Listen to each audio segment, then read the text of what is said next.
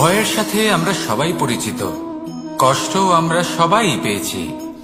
কখনো কখনো আমরা অসুস্থ হয়ে পড়ি, আর এমন সময় হলে মাতার মমতা, কখনো বাবার স্নেহ, কখনো বন্ধুদের পাশে থাকার অনুভূতি আমাদের রোগ নিরাময়ে সাহায্য করে। কখনো যদি আমরা নিরাশ হয়ে পড়ি, তখন যদি আমাদের কোনো আপনজন আমাদের দুটো ভালো কথা বলে, তখন আমাদের মনোবল বেড়ে যায়। ঠিক তেমন সংসারের এই রঙ্গমঞ্চে যদি আপনি পীড়িত অনুভব করেন,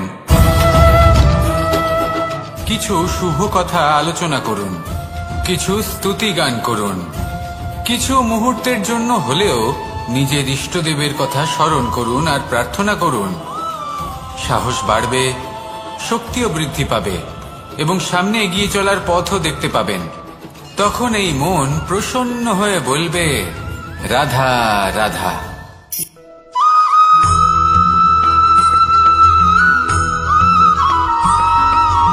ফিরে আসছিলেন এবং তাদের ফেরার পথে হঠাৎ করে কোথাও থেকে একটি বাছুর চলে এলো। এই দুই বোন ভয়ভীত হয়ে গেলেন আর তাদের হাত থেকে সেই আটা পড়ে গেল, মাটিতে মিশে গেল। এবার এই পুরো ঘটনাক্রমে যদি কারোর বিন্দুমাত্র লাভ হয়ে থাকে, বিন্দুমাত্র আনন্দ পেয়ে থাকে, তাহলে সে কে? সেই ছোট বোন, যিনি মাঝে মাঝেই গমের দানা তুলছিলেন এবং খাচ্ছিলেন। কিছুটা হলেও উনি আনন্দ লাভ করেছিলেন। এবার এরকমই হলো আমাদের জীবনে ভক্তি এবং ভালোবাসা সংক্রান্ত বিষয়। মানুষ নিজের জীবনের দৈনিক কাজে এতটাই ব্যস্ত হয়ে পড়েন, প্রত্যেক দিন শুধু কাজ কাজ কাজ কাজ করতে থাকেন, আর তাতে ভক্তি এবং ভালোবাসার জন্য সময় বার করতেই পারেন না। দেখুন, জীবনে ভক্তি আর প্রেমের এই যে ছোট ছোট মুহূর্ত আছে, এগুলো যদি আপনি যাপন করতে পারেন, তাহলে তাতেই আপনি তৃপ্তি লাভ করবেন। বাকি সবই আপনার ব্যর্থ বলেই মনে হবে। জীবনে যখনই আপনি কোনো কাজ করবেন, ঈশ্বরের প্রতি সমর্পিত হয়ে সেই কাজ করুন। আর যখনই সময় পাবেন, তাহলে সেই সময় নিজের আপনজনদের দিন। যাদের আপনি ভালোবাসেন তাদের প্রতি যত্নবান হন, তাদের শুভাকাঙ্ক্ষী হন। এই প্রেম আর ভক্তির ছোট ছোট মুহূর্তগুলো আপনার জীবনকে চরিতার্থ করে তুলবে। আসুন আমার সাথে ভালোবেসে বলুন, রাধা রাধা।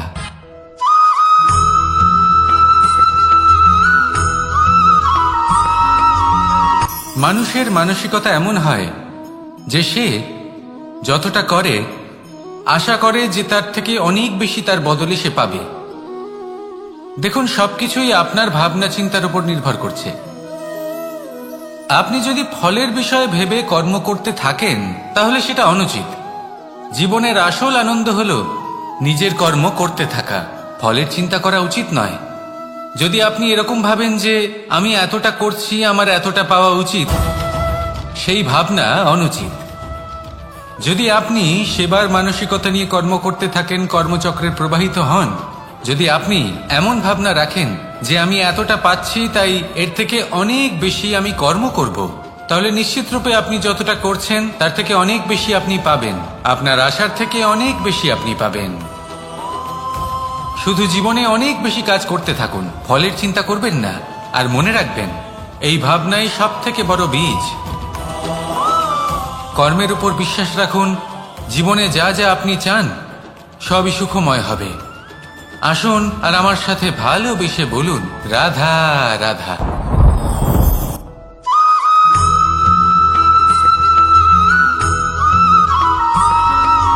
প্রত্যেক মানুষ নিজের জীবনে হীরক তথা হীরে এবং দর্পণ, এই দুই দেখেছেন। এই দুই হলো সাদা এবং এরা দুজনেই আলোর প্রতিফলন ঘটায় এবং এরা দুজনেই উজ্জ্বল হয়ে ওঠে। আপনি হয়তো মনে মনে ভাবছেন যে এটা কি ধরনের তুলনা করছি। একটা হীরে তো রত্ন, তার মূল্য দর্পণের থেকে অনেক গুণ বেশি। কিন্তু হীরে থাকাতে দর্পণের মূল্য কিন্তু কোনো অংশে কমে যায় না, তাই না? মানুষ যখন হীরে নিজের হাতে নেয়, তখন সবার আগে কি খোঁজে? দর্পণ, যাতে তার মধ্যে দিয়ে দেখে সে বুঝতে পারে যে সেই হীরে আদৌ তার শোভাবর্ধন করছে কিনা, তাকে ভালো দেখাচ্ছে কিনা, প্রসাধনের জন্য সেটা ব্যবহার করা ঠিক হবে কিনা। অর্থাৎ হীরের উপস্থিতিতে দর্পণের গুরুত্ব কম হলো না, দর্পণের কারণে হীরের মূল্য বোঝা গেল। আমাদের জীবনেও ঠিক এরকমই ঘটে। আপনারা যদি সংসারে নিজের আশেপাশে দেখেন, এমন অনেক মানুষ দেখতে পাবেন যারা নিজেদের ক্ষেত্রে মহান স্থানে পৌঁছেছেন, নিপুণ এবং শ্রেষ্ঠ হয়ে থাকেন, তাহলে নিজেকে ছোট মনে করবেন না। আসুন আর আমার সাথে ভালোবেসে বলুন, রাধা রাধা।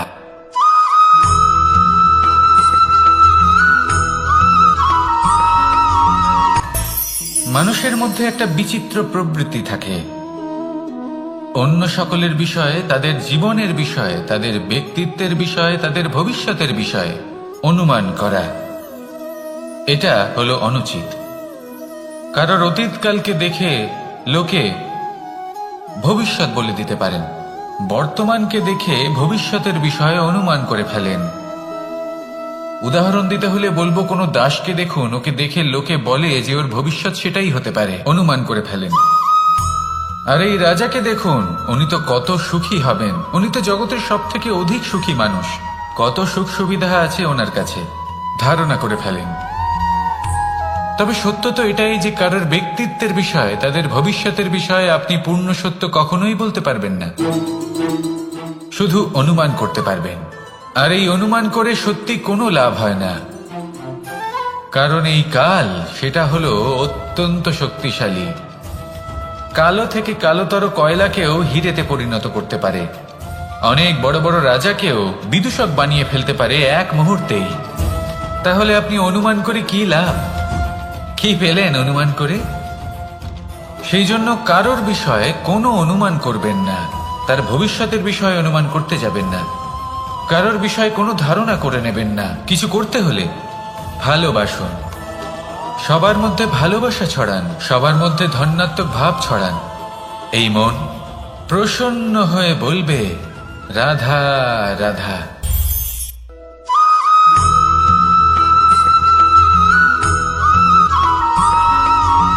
এই সংসারে সব থেকে বড় ব্যক্তি কে? আপনি বলবেন, এই কেমন ধরনের প্রশ্ন? কিন্তু এটা হলো সব থেকে উচিত প্রশ্ন। কেউ এর উত্তর দেবে যে সেই মহাপ্রতাপী রাজা, তিনি হলেন সব থেকে বড় ব্যক্তি, সেই বড় রাজনীতিবিদ, তিনিই সব থেকে বড় ব্যক্তি। আমি আপনাকে জানাই যে সংসারের সব থেকে বড় ব্যক্তি হলেন তিনি, যার সাথে দেখা করলে আপনি নিজেকে ছোট মনে করবেন না। কোনো ব্যক্তি যিনি সব থেকে বেশি শক্তিশালী, আপনি যদি তার সামনে যান, তাহলে উনি আপনার অন্তরের শক্তিকে বাইরে বের করে আনবে, আপনার অন্তরে লুকিয়ে থাকা শক্তিকে জাগ্রত করতে প্রেরণা প্রদান করবে। তিনি হলেন বড় ব্যক্তি, তিনি হলেন মহান ব্যক্তি। তিনি নন যিনি নিজের বল এবং ঐশ্বর্য দ্বারা আপনাকে তার সামনে ছোট প্রমাণ করবেন। এবং সেই জন্য মহাদেব আমার আরাধ্য হলেন আমার খুব প্রিয়। কারণ রাজা হোক বা ফকির, কেউ যদি ওনার সামনে যান তাহলে সে নিজেকে ছোট মনে করেন না। আপনিও যদি জীবনে অনেক বড় হতে চান, তাহলে কাউকে কখনো নিজেকে ছোট মনে করতে দেবেন না। তার অন্তরে বড় হয়ে ওঠার প্রেরণা প্রদান করুন। আসুন আমার সাথে ভালোবেসে বলুন, রাধা রাধা।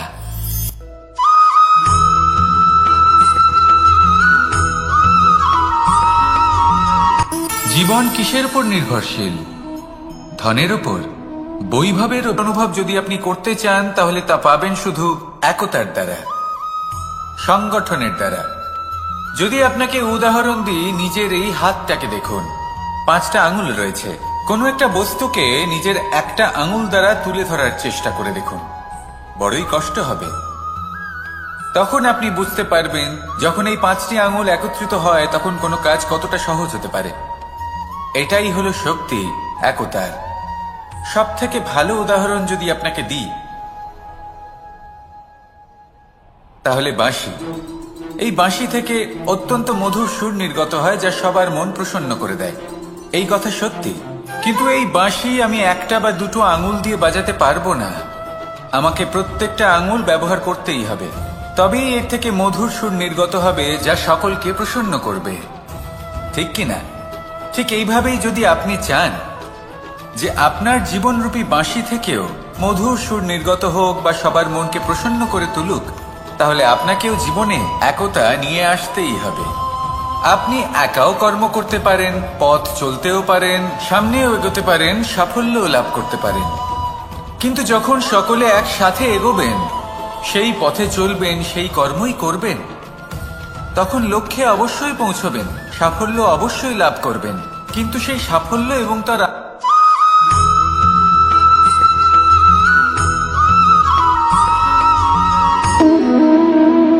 সম্পর্ক হলো আমাদের জীবনের একটি আধার। কিছু সম্পর্ক এমন যা আমরা জন্মসূত্রে লাভ করি, যেমন পরিবার, মা, বাবা। কিছু সম্পর্ক আছে যা আমরা জীবনে অর্জন করে থাকি, তা সে প্রেমের হোক, স্নেহের হোক বা বন্ধুত্বের। এই সকল সম্পর্ক লাভ করার বা গড়ে তোলার 5টি ধাপ রয়েছে। প্রথম ধাপ, কোনো ব্যক্তির সাথে আলাপ হওয়া, তার সাথে কথা বলা বা তাকে দেখা। দ্বিতীয় ধাপ, সে ব্যক্তিকে আমাদের ভালো লাগা। তৃতীয় ধাপ,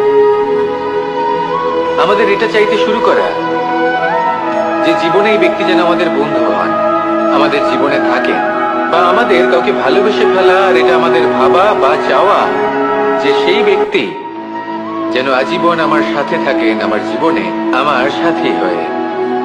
চতুর্থ ধাপ, লাভ করা। এবার এই ধাপটি অনেক মানুষের পক্ষেই খুবই সরল হয়, বড়ই সরলভাবে নিজেদের সঙ্গীকে লাভ করে থাকেন। কিছু মানুষের জন্য এই ধাপ অত্যন্ত কঠিন হয়ে থাকে। অনেক প্রতিকূল পরিস্থিতির উপর জয়লাভ করে তারা সঙ্গীকে লাভ করেন, কিন্তু লাভ অবশ্যই করেন। এরপরে আসে পঞ্চম, অন্তিম এবং সব থেকে গুরুত্বপূর্ণ ধাপ। সেটা হলো সেই সম্পর্ক পালন করা। এটা হলো এমন এক বিষয় যা প্রত্যেক মানুষের শেখা উচিত। যদি ব্যক্তি নিজের জীবনে সম্পর্ক রক্ষা করতে শিখে যান, তবে প্রত্যেক সম্পর্ক তার জীবনকে স্বর্গ করে তুলবে। আসুন আর আমার সাথে ভালোবেসে বলুন, রাধা রাধা।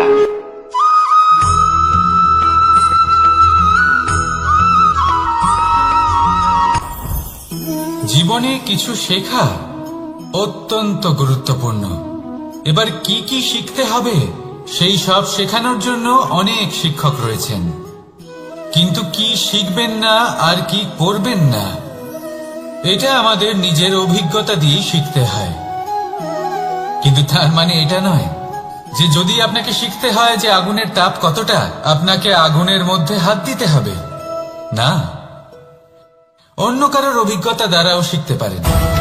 প্রশ্ন শুধুমাত্র একটাই যে আপনি কি শিখতে চান নাকি চান না। যদি আপনি এটাই ভাবেন যে আমি শুধুই নিজের অভিজ্ঞতা দ্বারাই শিখতে চাই, তাহলে জীবনকাল ছোট মনে হবে, অনেক কিছুই শিখতে পারবেন না। তাই নিজের সাথে সাথে বড়দের অভিজ্ঞতা দ্বারাও শেখা শুরু করে দিন। এই সংসারের অভিজ্ঞতা দ্বারা শিখতে শুরু করে দিন। আর এটা নিশ্চিত রূপে শেখা আবশ্যক যে কখন কি করবেন না, কোথায় থামতে হবে আর কোথায় থামবেন না। তাহলে আসুন আর আমার সাথে ভালোবেসে বলুন, রাধা রাধা।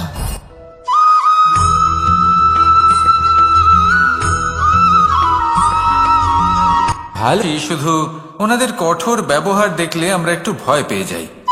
এবার ওনাদের এই কঠোর ব্যবহার আমাদের ভালো না লাগলেও অত্যন্ত আবশ্যক, কারণ মাতার থেকে আমরা যে শক্তি লাভ করি তা যেন নিয়ন্ত্রণ হারিয়ে বিধ্বংসী না হয়ে ওঠে। আমরা যেন কোনো কুপথে না চলে যাই, আমরা কখনো যেন দোষ না করে ফেলি। শুধু সেই জন্য পিতা এবং গুরু একটু কঠোর হয়ে ওঠেন, এবং ওনাদের এই কঠোর আচরণ ভবিষ্যতে গিয়ে আমরা অবশ্যই বুঝতে পারি। জীবনে কিছু বছর আমরা এগিয়ে যাই আর তারপর আমরা বুঝতে পারি যে বাবা এবং গুরু আমাদের যথেষ্ট ভালোবাসতেন, কিন্তু ওনাদের ভালোবাসার বহিঃপ্রকাশ আলাদা। প্রয়োজনীয় হলো এটা দেখার, এটা বোঝার যে শুরু থেকে আমাদের প্রতি ওনাদের আচরণ কেমন ছিল। ওনাদের কঠোর হওয়ার পেছনে ওনাদের ভালোবাসাটা বোঝার চেষ্টা করুন, ওনাদের চিন্তাটা বোঝার চেষ্টা করুন, ওনাদের পথপ্রদর্শনের আড়ালে আপনার ভবিষ্যতের জন্য যে পরিকল্পনা ওনারা করেছেন সেটা বোঝার চেষ্টা করুন। তখন আপনারা বুঝতে পারবেন ওনাদের ভালোবাসাকে। আপনার মনের মধ্যে আপনা থেকেই ওনাদের প্রতি সম্মান জেগে উঠবে। নিজের পিতা এবং নিজের গুরু এই দুজনের প্রতি কৃতজ্ঞতা প্রকাশ করুন আর আমার সাথে ভালোবেসে বলুন, রাধা রাধা।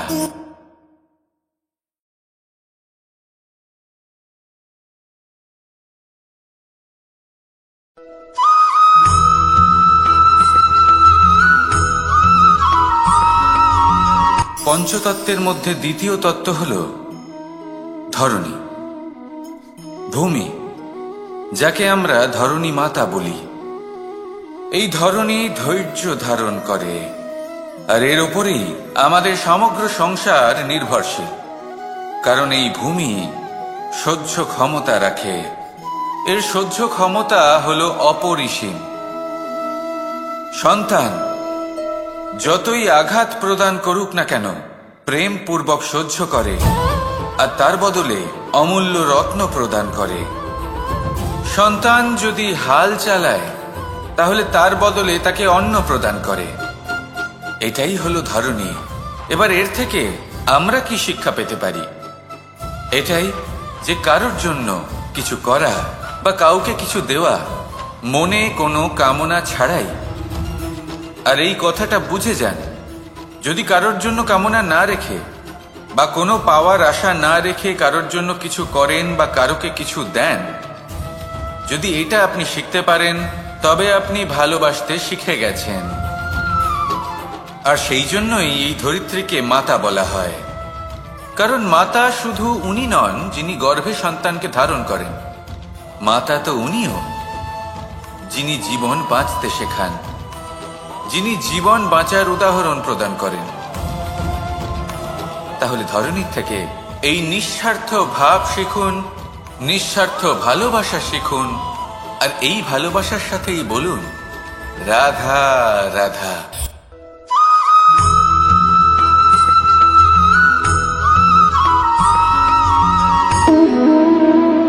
সম্পর্ক হলো আমাদের জীবনের একটি আধার। কিছু সম্পর্ক এমন যে আমরা জন্মসূত্রে লাভ করি, যেমন পরিবার, মা, বাবা। কিছু সম্পর্ক আছে যে আমরা জীবনে অর্জন করে থাকি, তা সে প্রেমের হোক, স্নেহের হোক বা বন্ধুত্বের। এই সকল সম্পর্ক লাভ করার বা গড়ে তোলার 5টি ধাপ রয়েছে। প্রথম ধাপ, কোনো ব্যক্তির সাথে আলাপ হওয়া, তার সাথে কথা বলা বা তাকে দেখা।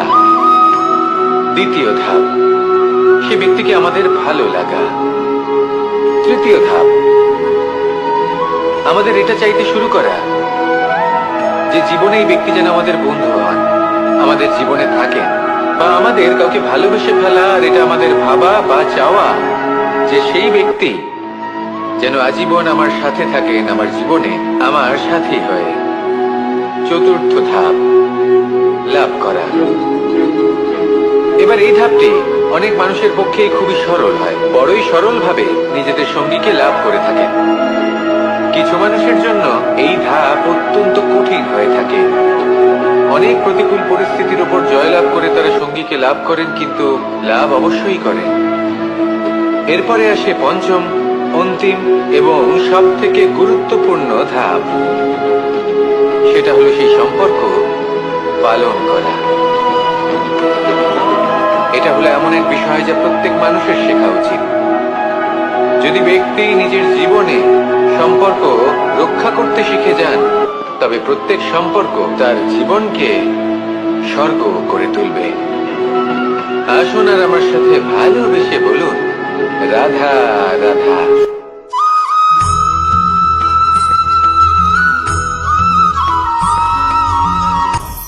আপনি কখনো পর্বতের শিখরে উঠেছেন? আপনি দেখতে পাবেন পর্বতের পদতলে প্রচুর সুন্দর ফুল রয়েছে, সবুজ বনানী রয়েছে। যত আপনি ওপরে উঠতে থাকবেন, তত ফুল কমতে থাকবে, সবুজ বনানী কমতে থাকবে।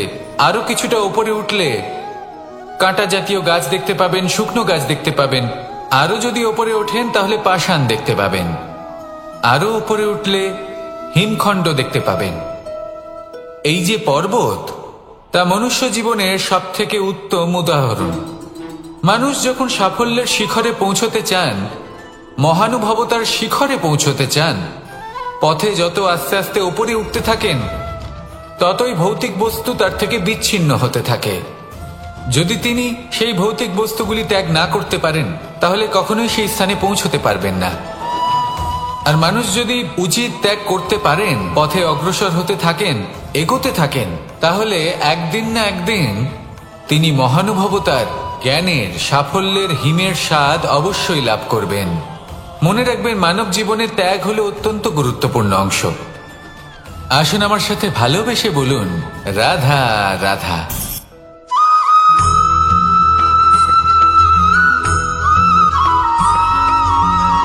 মানুষের মানসিকতা এমন হয় যে সে যতটা করে আশা করে যে তার থেকে অনেক বেশি তার বদলে সে পাবে। দেখুন, সবকিছুই আপনার ভাবনা চিন্তার উপর নির্ভর করছে। আপনি যদি ফলের বিষয়ে ভেবে কর্ম করতে থাকেন তাহলে সেটা অনুচিত। জীবনের আসল আনন্দ হলো নিজের কর্ম করতে থাকা, ফলের চিন্তা করা উচিত নয়।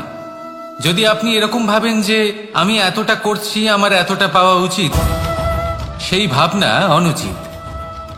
যদি আপনি সেবার মানসিকতা নিয়ে কর্ম করতে থাকেন, কর্মচক্রে প্রবাহিত হন, যদি আপনি এমন ভাবনা রাখেন যে আমি এতটা পাচ্ছি তাই এর থেকে অনেক বেশি আমি কর্ম করব, তাহলে নিশ্চিত রূপে আপনি যতটা করছেন তার থেকে অনেক বেশি আপনি পাবেন। আপনার আশার থেকে অনেক বেশি আপনি পাবেন।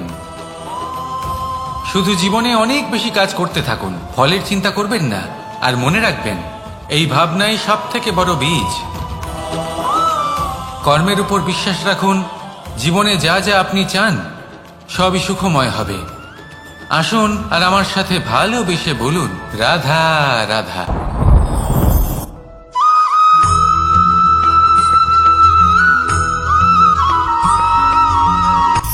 সূচের শেষে একটি ছিদ্র থাকে যার দ্বারা আমরা এই সুতো পরাতে পারি, আর তারপর সূচের সাহায্যে এই সুতো দিয়ে বস্ত্র সেলাই করা যায়।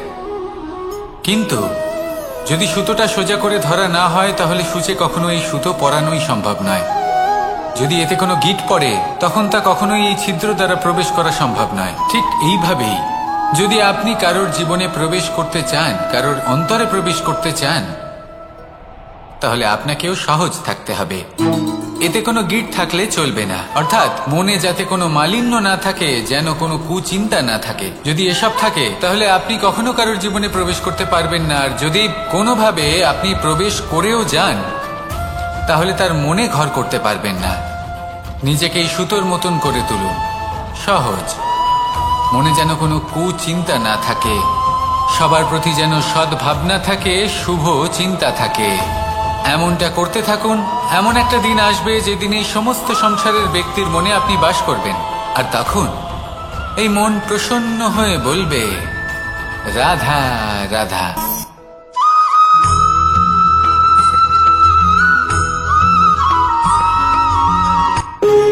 যখন মানুষের মৃত্যু হয় তখন কি হয়? অনেক সংখ্যক মানুষ শোক পালন করতে চলে আসেন। যে ব্যক্তি মৃত্যু লাভ করেছেন তার অনেক বস্তু থাকে যেগুলো তার প্রিয়, যেগুলো তিনি ব্যবহার করেছেন। তার শয্যা, তার বস্ত্র, তার আভূষণ সবকিছু তার থেকে বিচ্ছিন্ন করা হয় এবং খালি হাতে তাকে শ্মশানের উদ্দেশ্যে রওনা করা হয়। আমি আপনাকে এই প্রশ্ন করতে চাই, আপনি এই সংসারে কি অর্জন করেছেন? ধন সম্পত্তি, বস্ত্র, আভূষণ, এই সবকিছু যে আপনি অর্জন করেছেন, আপনার মৃত্যুর পরে তা আপনার থেকে দূর হয়ে যাবে। এর উত্তর হলো একটাই, আপনার কর্ম। শুধু সেটাই আছে যা একান্ত আপনার, আর শুধু সেটাই এই সংসার থেকে চলে যাওয়ার পরেও সংসারেই জীবিত থাকবে। যদি আপনি দুষ্কর্ম করেন তাহলে এই সংসার আপনাকে একটি অনুচিত উদাহরণ হিসেবে মনে রাখবে যে এই ব্যক্তি খুব পাপী ছিল, অনুচিত কর্ম করতেন। যে পথে তিনি চলেছেন সেই পথে কারোর চলা উচিত নয়। সেখানেই যদি আপনি সৎকর্ম করেন তাহলে সংসার চিরকাল এটাই বলবে যে খুব ভালো মানুষ ছিলেন, সবাইকে ভালোবাসতেন, সবাইকে সাহায্য করতেন, আমার খুব প্রিয় মানুষ ছিলেন। এটাই হলো শ্রেষ্ঠ কর্ম। সেই জন্য জীবনে শুধুমাত্র ধন সম্পত্তি, আভূষণ এই সব অর্জন করতে গিয়ে নিজের মনোনিবেশ করবেন না। শ্রেষ্ঠ কর্ম করুন। সংসার থেকে চলে যাওয়ার পরেও এই কর্মই এই সংসারে আপনাকে জীবিত রাখবে। আসুন আমার সাথে ভালোবেসে বলুন, রাধা রাধা।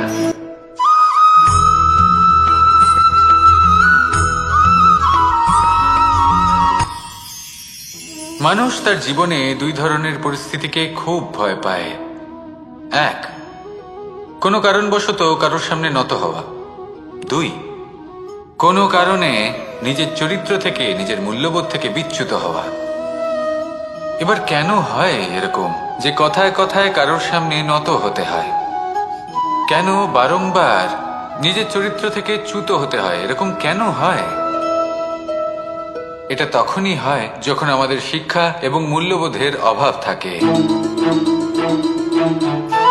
যদি মানুষের মধ্যে প্রকৃত শিক্ষা থাকে, তাহলে এই সংসারে কোনো সময় এবং কারোর সামনেই নত হওয়ার কোনো প্রয়োজন নেই। যদি মানুষের মধ্যে মূল্যবোধ থাকে, তাহলে তাকে নিজের মূল্যবোধ বা চরিত্র থেকে বিচ্যুত হতে হয় না, তা সে যাই হয়ে যাক না কেন। কোনো বালককে যদি জন্ম থেকেই সুশিক্ষার অধিকারী করা হয়, শিক্ষিত করা হয়, মূল্যবোধের অধিকারী করা হয়, তবে সে এই সংসারে এমন কর্ম করবে যাতে সে নিজেকে, নিজের পরিবারকে, সমগ্র সমাজকে গর্বিত করতে পারে। শিক্ষা লাভ করুন, মূল্যবোধ লাভ করুন এবং আমার সাথে ভালোবেসে বলুন, রাধা রাধা।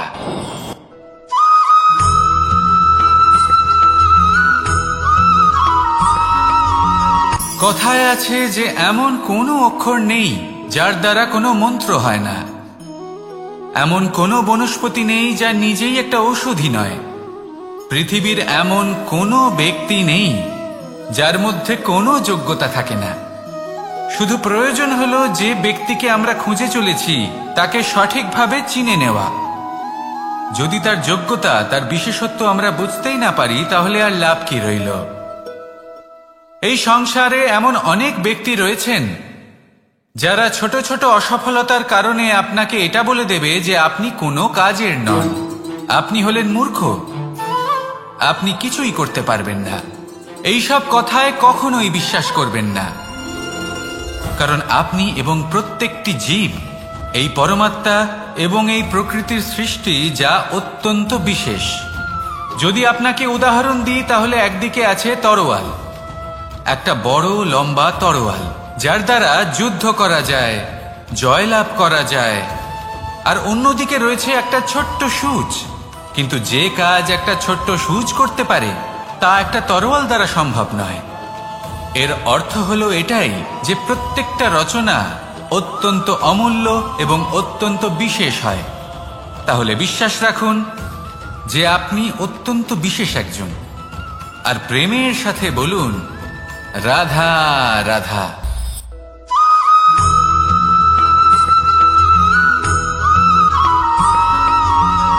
এই সংসারে কোনো বস্তু হোক বা ব্যক্তি হোক, তার একার গুরুত্ব কিন্তু খুব বেশি নয়। একটা উদাহরণ হিসেবে বৃষ্টির ফোঁটাকে ভেবে দেখুন। যদি একটি বৃষ্টির ফোঁটা হয় তাহলে তার খুব বেশি গুরুত্ব থাকে না, কিন্তু যখন সহস্র বৃষ্টির ফোঁটা মেঘের মধ্যে দিয়ে ঝরে পড়ে, তখন সেটা বর্ষার রূপ ধারণ করে। সেই বর্ষা যা এই প্রকৃতিকে শান্ত করে। সেইভাবেই পাথরের ছোট টুকরো, তার খুব বেশি গুরুত্ব থাকে না, কিন্তু যখন অসংখ্য পাথরের টুকরো একত্রিত হয় তখন তা পর্বতের আকার ধারণ করে। সেইভাবেই কিছু মানুষ যখন একত্রিত হন তখন তৈরি হয় পরিবার, কিছু পরিবার যখন একত্রিত হয় তখন তৈরি হয় সমাজ, যখন অনেক সংখ্যক সমাজ একত্রিত হয় তখন তৈরি হয় রাজ্য। এবার এই রাজ্যের সব থেকে গুরুত্বপূর্ণ ব্যক্তি হতে পারেন রাজা, কিন্তু তাও সেই রাজা একা কিছু করতে পারেন না। যুদ্ধ লড়ার সময় তারও নিজের সৈন্যদলকে প্রয়োজন পড়ে। কিন্তু এই সংসারে এমন একজন ব্যক্তি আছেন যিনি একাই সব কাজ করতে থাকেন, এবং সেই ব্যক্তি হলেন মা। আমাদের জীবনে একজন পিতার ভূমিকা কিন্তু নিঃসন্দেহে অমূল্য, কিন্তু আমাদের সকলের জীবনে যে ভূমিকা একজন মায়ের তা অন্য কারোর থাকে না। একজন মা একাই সন্তানকে বড় করতে পারেন, সংস্কারী করে তুলতে পারেন, তার জন্য পরিশ্রম করেন। আর এত কিছু কাজ করার পরেও তার কাজের জন্য তিনি প্রশংসা অবশ্য পান না। উল্টে যদি সেই সন্তান অনুচিত পথে চালিত হয়, অনুচিত কর্ম করে, তখন সেই মাকেই অপবাদের পাত্র হয়ে উঠতে হয়। আমাদের জীবনে মায়ের যোগদান কতটা সেটা বুঝুন। আপনাকে বড় করে তোলার জন্য উনি কতটা পরিশ্রম করেছেন সেটা বুঝুন।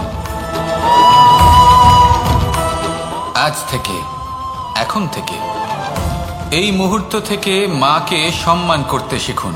যখন সময় পাবেন, যখন সুযোগ হবে, তখন তার প্রশংসা করুন, ওনারও ভালো লাগবে। আর মায়ের এই মমতার জন্য, তার এই ভূমিকার জন্য আসুন সবাই মিলে আমরা তাকে প্রণাম করি, আর সকলে মিলে ভালোবেসে বলি, রাধা রাধা।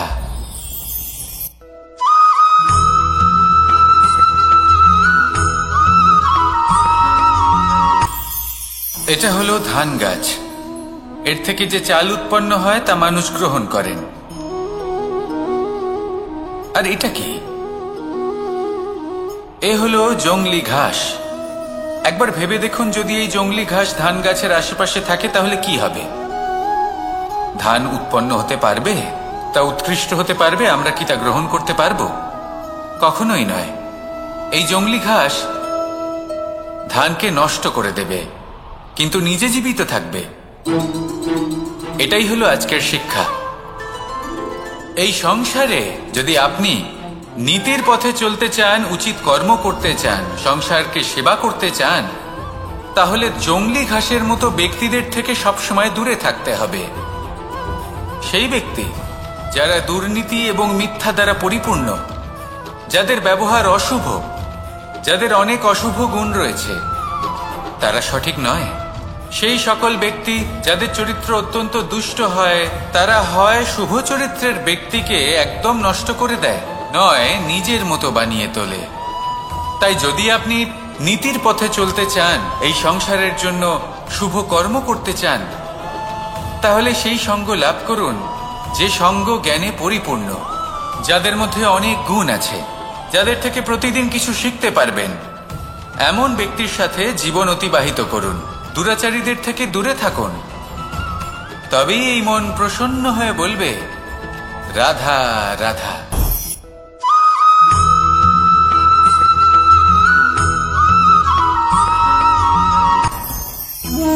ভোজন। এবার ভোজন সংগ্রহ করার জন্য মানুষ কি না করেন, সব সময় চেষ্টা করতে থাকেন।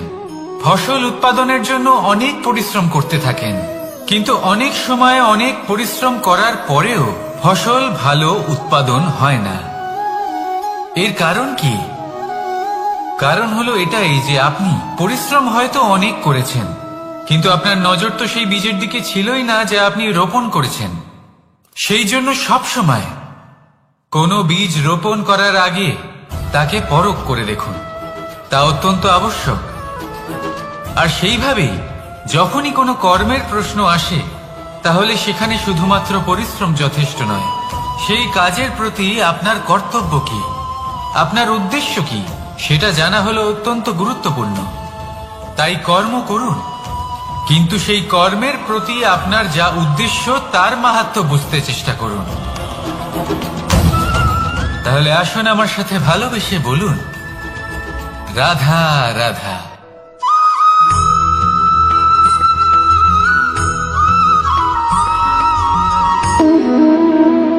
সম্পর্ক হলো আমাদের জীবনের একটি আধার। কিছু সম্পর্ক এমন যা আমরা জন্মসূত্রে লাভ করি, যেমন পরিবার, মা, বাবা। কিছু সম্পর্ক আছে যে আমরা জীবনে অর্জন করে থাকি, তা সে প্রেমের হোক, স্নেহের হোক বা বন্ধুত্বের। এই সকল সম্পর্ক লাভ করার বা গড়ে তোলার 5টি ধাপ রয়েছে। প্রথম ধাপ, কোনো ব্যক্তির সাথে আলাপ হওয়া, তার সাথে কথা বলা বা তাকে দেখা। দ্বিতীয় ধাপ, সে ব্যক্তিকে আমাদের ভালো লাগা। তৃতীয় ধাপ,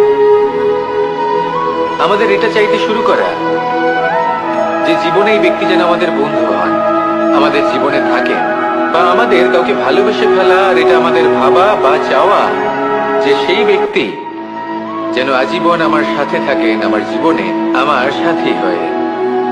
চতুর্থ ধাপ, লাভ করা। এবার এই ধাপটি অনেক মানুষের পক্ষেই খুবই সরল হয়, বড়ই সরল ভাবে নিজেদের সঙ্গীকে লাভ করে থাকেন। কিছু মানুষের জন্য এই ধাপ অত্যন্ত কঠিন হয়ে থাকে।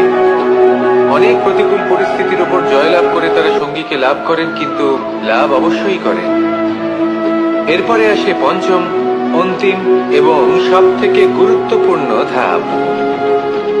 সেটা হলো সেই সম্পর্ক পালন করা।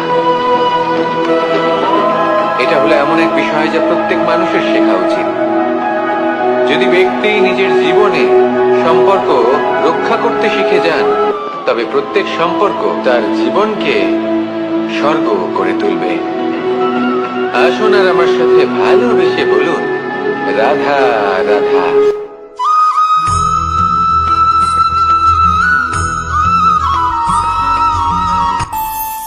আমাদের মনে যখন কোনো প্রশ্ন ওঠে, কোনো দ্বন্দ্ব জাগে, তখন আমরা যাই আমাদের গুরুর কাছে, আমাদের আরাধ্যের কাছে গিয়ে জিজ্ঞেস করি। এইভাবেই একদিন আমি পৌঁছলাম আমার আরাধ্যের কাছে, আমার মহাদেবের কাছে, আর ওনাকে প্রশ্ন করলাম যে মহাদেব, জীবনে আনন্দ পাওয়ার, উৎসব পালনের, প্রেম ভাগ করে নেবার, জীবনকে উপভোগ করে নেওয়ার সর্বশ্রেষ্ঠ সময় কোনটা? মহাদেব হাসলেন আর উনি বললেন, জীবনে উৎসব পালনের সব থেকে শ্রেষ্ঠ দিন হল মৃত্যুর ঠিক আগের দিনটা। প্রেম ভাগ করে নেওয়ার সব থেকে শ্রেষ্ঠ মুহূর্ত হল মৃত্যুর ঠিক আগের মুহূর্ত। জীবনকে উপভোগ করে নেওয়ার সর্বশ্রেষ্ঠ প্রহর হল মৃত্যুর এক প্রহর পূর্বে। তখন আমি চমকে গেলাম। আমি বললাম, কিন্তু মহাদেব, মৃত্যু তো অনিশ্চিত, আমরা জানিও না কবে আমাদের মৃত্যু হবে। মহাদেব আবার হাসলেন। উনি বললেন যে যদি আমরা এভাবে জীবন কাটাই যে আমরা জীবনের প্রত্যেক দিন, প্রত্যেক মুহূর্ত, প্রত্যেক প্রহর শেষ বলে মনে করি, তাহলে আমাদের সমস্ত জীবন আনন্দের সাথেই অতিবাহিত হবে। কি বলেন?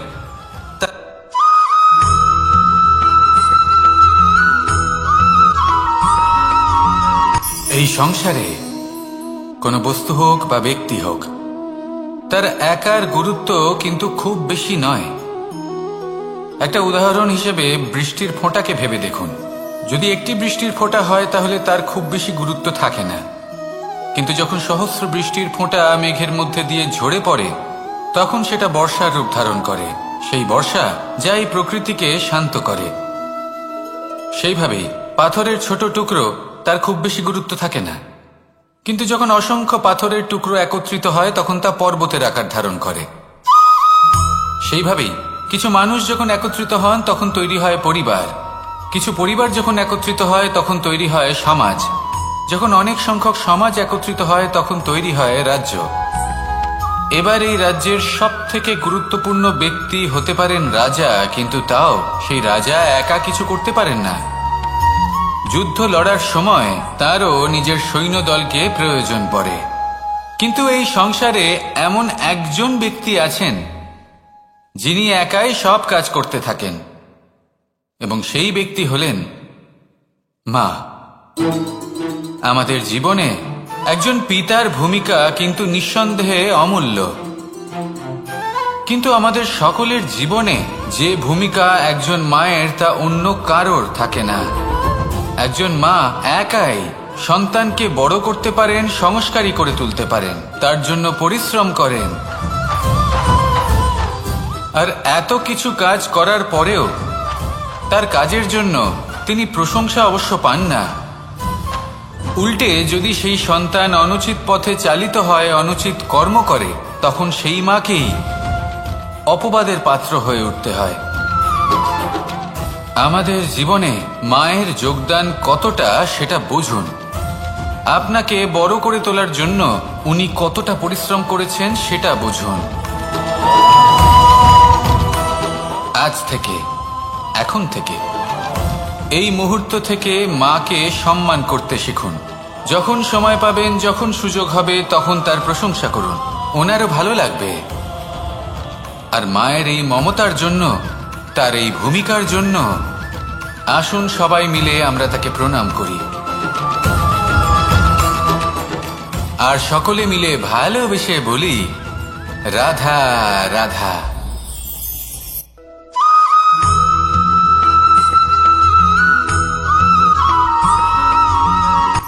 এই সংসারে সাফল্য লাভ করার জন্য জ্ঞানের প্রয়োজন হয়, পরিশ্রমের প্রয়োজন হয়, দৃঢ় নিষ্ঠার প্রয়োজন হয়, নিরন্তর চেষ্টা করা প্রয়োজনীয়।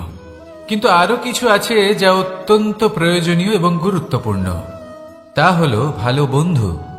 তাদের থাকা অত্যন্ত প্রয়োজনীয়। যদি ভালো বন্ধু থাকে তাহলে সময় এলে তারা ঢাল হয়ে আপনাকে সুরক্ষা করবেন। সময় এলে অস্ত্রের মতো শত্রুকে সংহারও করবেন। যদি তিনি জ্ঞানী হন, তাদের মধ্যে সদ্গুণ থাকে, তাহলে এই সব গুণ আপনার মধ্যেও প্রবেশ করবে। তাহলে সাফল্যের জন্য ভালো বন্ধু পাওয়া অত্যন্ত প্রয়োজনীয়। কিন্তু শুধু বন্ধু কেন, ভালো শত্রুও থাকা প্রয়োজনীয়। এবার আপনি ভাববেন, এ আমি কি বললাম? যদি আপনার জীবনেও ভালো অর্থাৎ শক্তিশালী শত্রু থাকে, তাহলে আপনিও শক্তিশালী হতে থাকবেন। এই শত্রু আপনাকে প্রেরিত করবে আরো বেশি শক্তিশালী হয়ে ওঠার। কখনো কোনো হরিণকে দেখুন, তীব্র গতিতে দৌড়তে থাকে। কেন তীব্র গতিতে দৌড়য়? এই কারণে নয় যে কোথাও তার জন্য মধুর ঘাস অপেক্ষা করে রয়েছে, না। সে এই কারণে তীব্র গতিতে দৌড়য় কারণ সেটা না করলে তার পেছনে একটি সিংহ আছে যে ওকে নিজের ভোজন করে ফেলবে। তাই জীবনে বিপদ, সংকট এই সবকিছুও হলো অত্যন্ত গুরুত্বপূর্ণ। তার সম্মুখীন হতে শিখুন আর আমার সাথে ভালোবেসে বলুন, রাধা রাধা।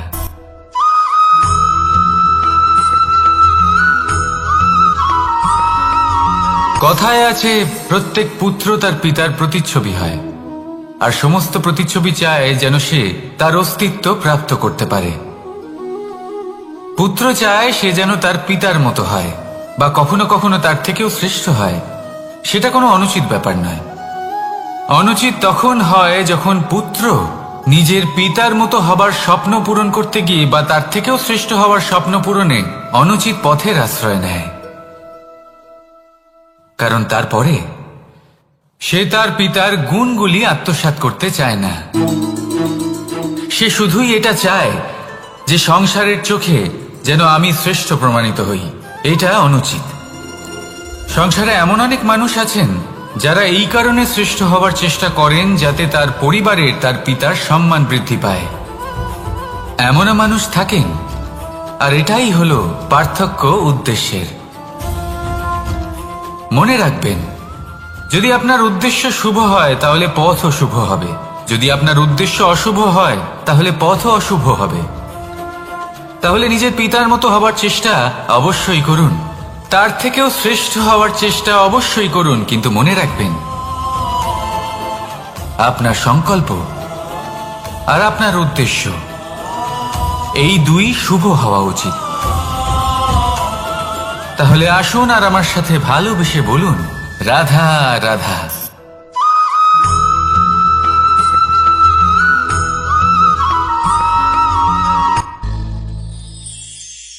শিশিরের বিন্দু পাতার ওপর পড়ে আর তার গায়ে লেগে থাকে। পাতা তাকে শুষে নিতে পারে না, আর শেষ পর্যন্ত সে ঝরে পড়ে যায়। অন্যদিকে রয়েছে মেঘ এবং চাতক। এদের মধ্যে অনেক দূরত্ব থাকে।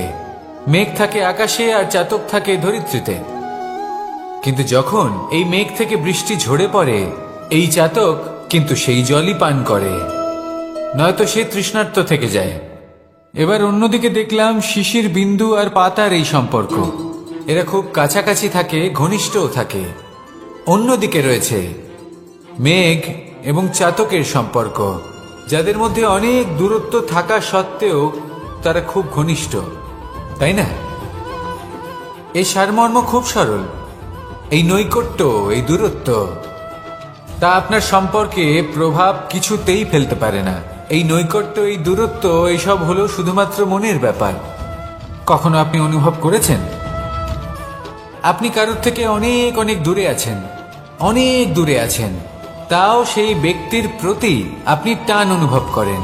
সেখানে আপনি কারোর সাথে প্রত্যেক দিন অতিবাহিত করেন, সমস্ত জীবন অতিবাহিত করেন, সব থেকে বেশি সময় তার সাথে অতিবাহিত করেন, তাও তার প্রতি সেই টান অনুভব করেন না। এই সংকেত হলো মনের দূরত্বের। তাহলে মনের এই দূরত্ব দূর করুন আর আমার সাথে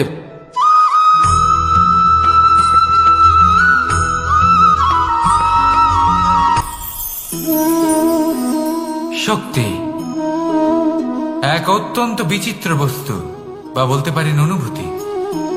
পিতা সবসময় চান যেন তিনি তার শক্তি পুত্রকে। আসুন আপনাকে সহজে বোঝাই।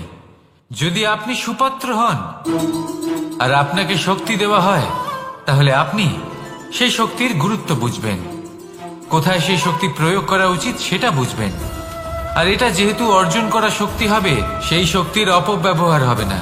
কিন্তু যদি এই আপনি কুপাত্র হন আর যদি আপনাকে এই শক্তি দেওয়া হয়, তাহলে কি হবে? দেখতে গেলে এই শক্তি আপনি দান হিসেবে পেয়েছেন, তাই না আপনি এই শক্তির গুরুত্ব বুঝবেন আর না এর প্রয়োগ আপনি জানবেন। তার অপব্যবহার হওয়া সুনিশ্চিত। তাই যদি আপনি কোনো শক্তি অর্জন করতে চান, তাহলে আগে তার যোগ্য হয়ে উঠুন। পুত্র নয়, পাত্র হয়ে উঠুন। আর আমার সাথে ভালোবেসে বলুন, রাধা রাধা।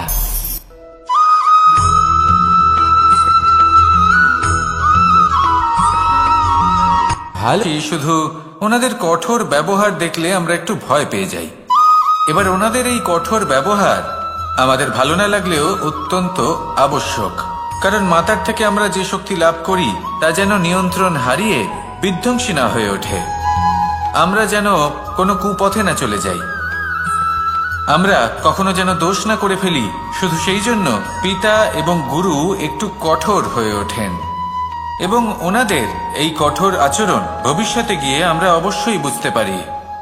জীবনে কিছু বছর আমরা এগিয়ে যাই আর তারপর আমরা বুঝতে পারি যে বাবা এবং গুরু আমাদের যথেষ্ট ভালোবাসতেন, কিন্তু ওনাদের ভালোবাসার বহিঃপ্রকাশ আলাদা।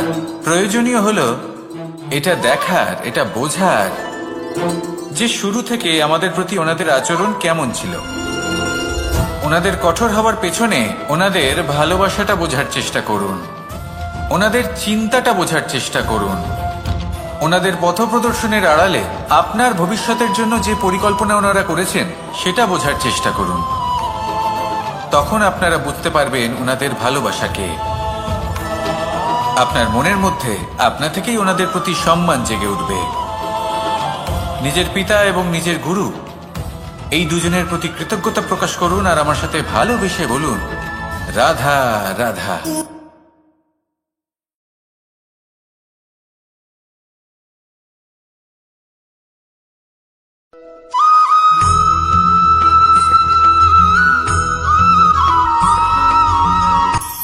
কখনো কোনো বাগানের কোনো বৃক্ষকে দেখেছেন যেখানে সুগন্ধি ফুল থাকে, রসালো ফল থাকে? তখন মন প্রফুল্ল হয়ে ওঠে, মন থেকে সেই বৃক্ষের প্রতি ভালোবাসা জন্মায়। কিন্তু যিনি বাগানের মালিক, শুধুমাত্র তিনিই জানেন যে কিভাবে এই বৃক্ষকে আগলে রাখতে হয়, কিভাবে তার পরিচর্যা করলে এতে সুন্দর সুগন্ধি ফুল হবে, রসালো ফল হবে। কখনো কখনো প্রয়োজনের থেকে বেশি রোদ পেলে এই বৃক্ষগুলি শুকিয়ে যায়, প্রয়োজনের থেকে কম রোদ পেলেও এই বৃক্ষ কিন্তু শুকিয়ে যায়। প্রয়োজনের থেকে কম জল যদি পায়, এই বৃক্ষ শুকিয়ে যেতে পারে। প্রয়োজনের থেকে অতিরিক্ত জল যদি পায়, তখনও এই বৃক্ষের শিকড়গুলি নষ্ট হয়ে যেতে পারে। এবার এটাই কিন্তু আমাদের সংসারের সাথেও হয়।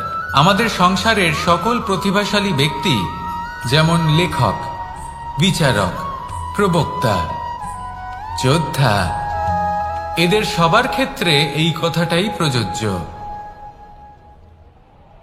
যদি বেশি প্রশংসা করা হয়, তাহলেও এরা হারিয়ে যাবেন। প্রয়োজনের থেকে বেশি যদি নিন্দা করা হয়, তখনও তারা নত হয়ে পড়বেন।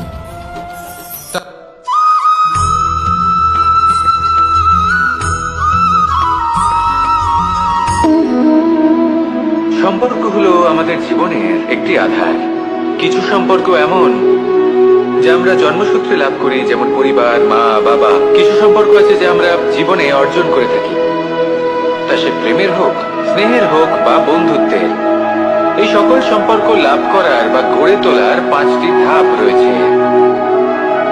প্রথম ধাপ, কোনো ব্যক্তির সাথে আলাপ হওয়া, তার সাথে কথা বলা বা তাকে দেখা। দ্বিতীয় ধাপ, সে ব্যক্তিকে আমাদের ভালো লাগা। তৃতীয় ধাপ, আমাদের এটা চাইতে শুরু করা যে জীবনে এই ব্যক্তি যেন আমাদের বন্ধু হন, আমাদের জীবনে থাকেন, বা আমাদের কাউকে ভালোবেসে ফেলা আর এটা আমাদের ভাবা বা চাওয়া যে সেই ব্যক্তি যেন আজীবন আমার সাথে থাকেন, আমার জীবনে আমার সাথী হয়ে। চতুর্থ ধাপ, লাভ করা।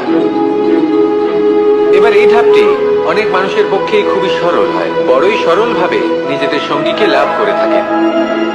কিছু মানুষের জন্য এই ধাপ অত্যন্ত কঠিন হয়ে থাকে। অনেক প্রতিকূল পরিস্থিতির উপর জয়লাভ করে তারা সঙ্গীকে লাভ করেন, কিন্তু লাভ অবশ্যই করেন। এরপরে আসে পঞ্চম, অন্তিম এবং সব থেকে গুরুত্বপূর্ণ ধাপ।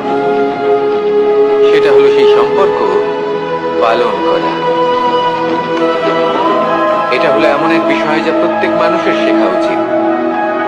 যদি ব্যক্তি নিজের জীবনে সম্পর্ক রক্ষা করতে শিখে যান, তবে প্রত্যেক সম্পর্ক তার জীবনকে স্বর্গ করে তুলবে।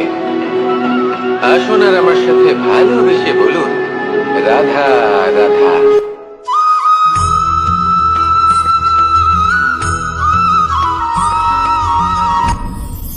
আপনি কি কখনো কোনো জলের ধারা দেখেছেন?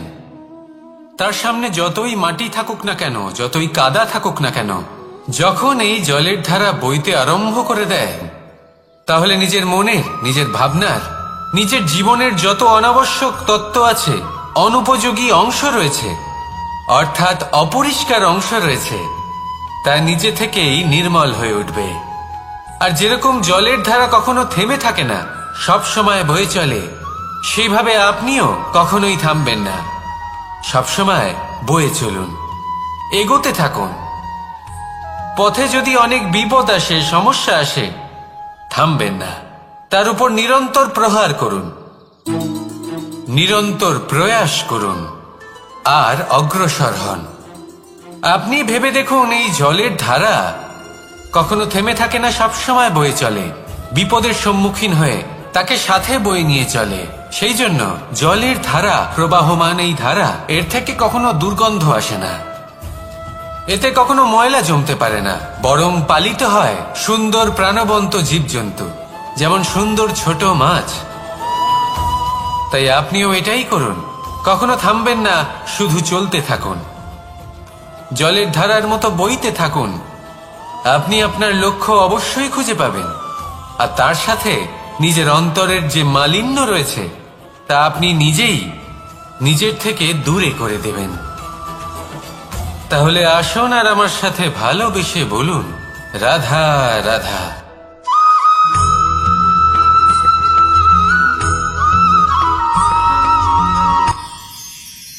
মানুষ তার জীবনে দুই ধরনের পরিস্থিতিকে খুব ভয় পায়। এক, কোনো কারণবশত কারোর সামনে নত হওয়া। দুই, কোনো কারণে নিজের চরিত্র থেকে, নিজের মূল্যবোধ থেকে বিচ্যুত হওয়া। এবার কেন হয় এরকম যে কথায় কথায় কারোর সামনে নত হতে হয়?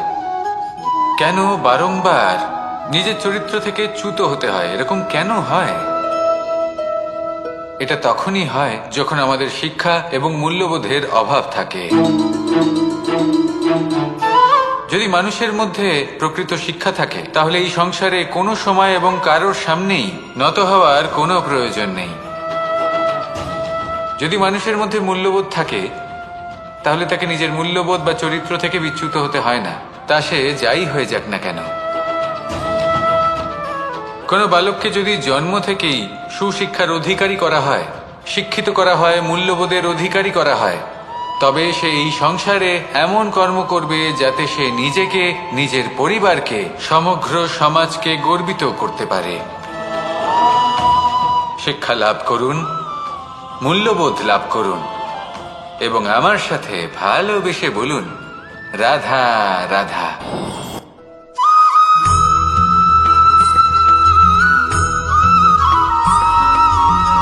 আপনি কখনো কোনো বাজকে নিজের বাসা বানাতে দেখেছেন?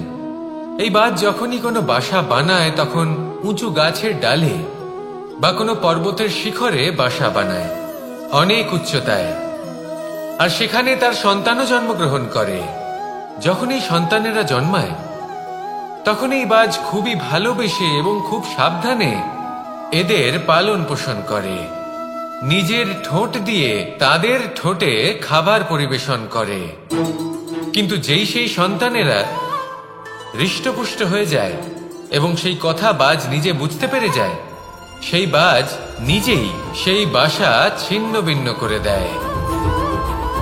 সেই সন্তান যাদের সবেমাত্র ডানা গজিয়েছে, কিভাবে উড়তে হয় তারা জানে না, সেই সন্তানগুলিকে উচ্চতা থেকে ঠেলে দেয়। সেই সন্তান প্রথমে ভয়ভীত হয়ে যায়।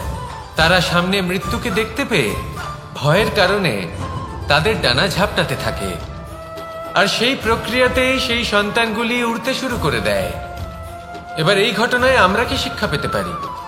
এটাই, যদি আপনি মাতা পিতা হন তাহলে নিজের সন্তানকে অবশ্যই স্নেহ করুন, কিন্তু তাদেরকে নিজের আঁচলের তলায় বেঁধে রাখবেন না। যদি আপনি চান আপনার সন্তান জীবনে উন্নতি করুক, তাহলে নিজের মুঠো থেকে তাদের স্বতন্ত্র করে দিন, এই সংসারে সংঘর্ষ করতে দিন। সেই সন্তান নিজেই বুঝতে পারবে যে জন্মের সময় পাওয়া ডানা কি করে ব্যবহার করতে হয়, আর আপনার চোখের সামনে আপনার সন্তান এই আকাশে উড়তে থাকবে। তাহলে আসুন আমার সাথে ভালোবেসে বলুন, রাধা রাধা।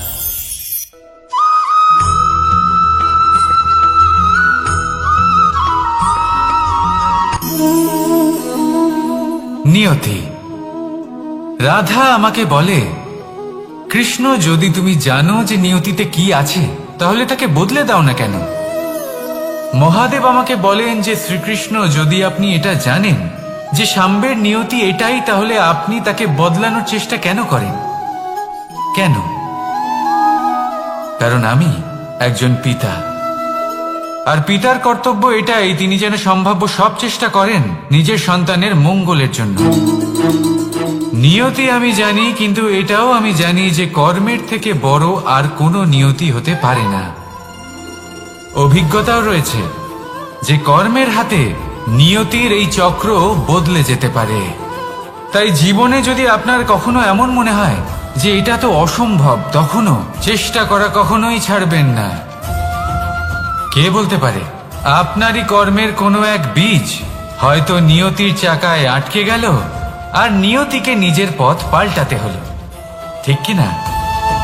সেই জন্য নিয়তিকে ভাগ্য মেনে নিয়ে চুপ করে বসে থাকবেন না। নিজের নিয়তি স্বয়ং নিজের কর্মের দ্বারা নির্ধারিত করুন, কারণ আপনার এই কর্মের ওপরেই আপনার অধিকার রয়েছে, আর এই অধিকারকে নিয়তি অনেক সময় সম্মানও করে। তাহলে আসুন আর আমার সাথে ভালোবেসে বলুন, রাধা রাধা।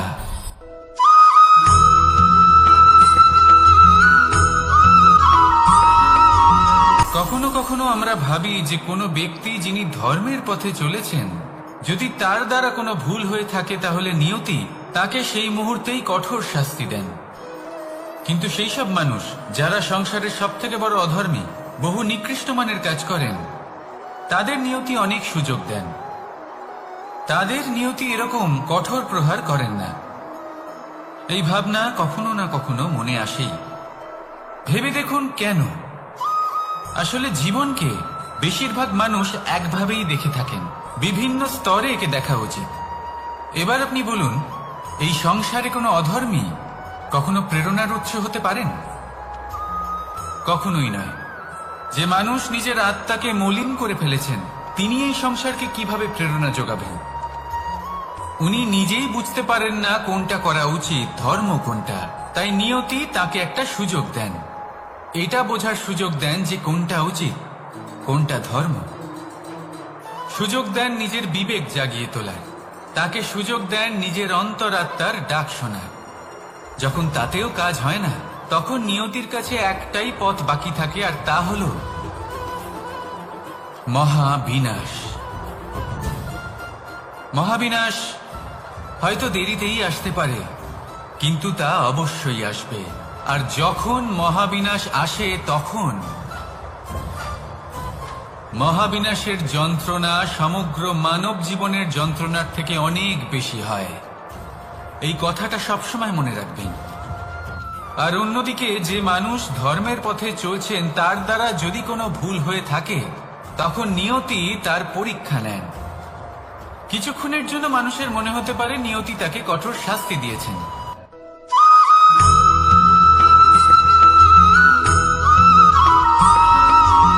এই সংসারে কখনো কোনো ব্যক্তিকে তার বাইরের পোশাক দেখে বিচার করার চেষ্টা করবেন না।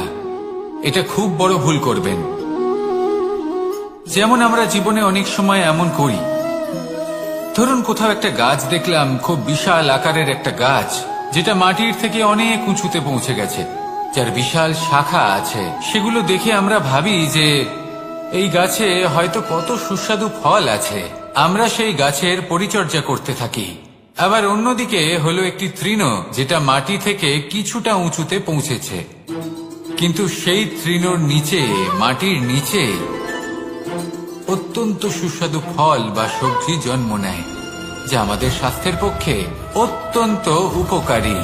সেই জন্য কখনো আবরণ দেখে কাউকে বিচার করতে চেষ্টা করবেন না। তার বদলে এটা বোঝার চেষ্টা করুন যে আপনার সামনে যে ব্যক্তি আছে বা বস্তু আছে তার বিশেষত্ব কি। যদি এই বিশেষত্ব বোঝার ক্ষমতা আপনি অর্জন করেন, যদি এই শিল্প আপনি নিজের ভেতরে জাগ্রত করেন, তাহলে এই সংসারে বিশেষত্ব কি সেটা আপনি জানতে পারবেন। আর এই সমস্ত খেলা দৃষ্টি থেকে নয়, দৃষ্টিভঙ্গি থেকে জন্ম নেয়।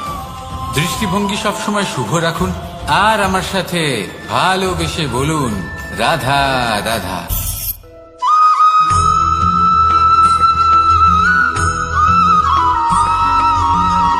পুরুষার্থ। শাস্ত্রে 4 ধরনের পুরুষার্থের কথা বলা হয়েছে। প্রথম হলো ধর্ম। আপনি কি জানেন এই ধর্ম আসলে কি? আপনার কি মনে হয় ধর্ম আসলে কি? কোনো বিশেষ ঈশ্বরকে মানাই কি ধর্ম বলা হয়? নাকি কোনো বিশেষ রীতি পালন করাই হলো ধর্ম? নাকি কোনো বিশেষ সাহিত্যকে সর্বশ্রেষ্ঠ মনে করাই হলো ধর্ম?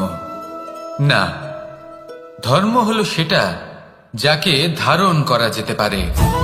আর ধারণ শুধু সেটাই করা যায় যা পবিত্র। পবিত্র শুধু তাকেই বলা হয় যা নিঃস্বার্থ, যার মধ্যে শাসন করার কোনো ইচ্ছে নেই, যা সরলভাবেই প্রবাহমান, জল এবং বায়ুর মতো।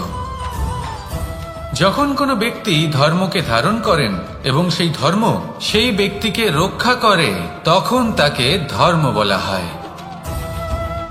ধর্ম যা রক্ষা করে অহংকার থেকে, খারাপ চিন্তার হাত থেকে। সেই জন্য পুরুষার্থ গড়ে তোলার আগে, ধর্ম পালন করার আগে ধর্মের প্রকৃত অর্থ কি সেটা বুঝে নিন। এটা জেনে রাখুন যে সমস্ত ধর্মের আধার, সমস্ত ধর্মের ভিত শুধুমাত্র ভালোবাসা। আসুন আর এই ভালোবাসার সাথেই বলুন, রাধা রাধা।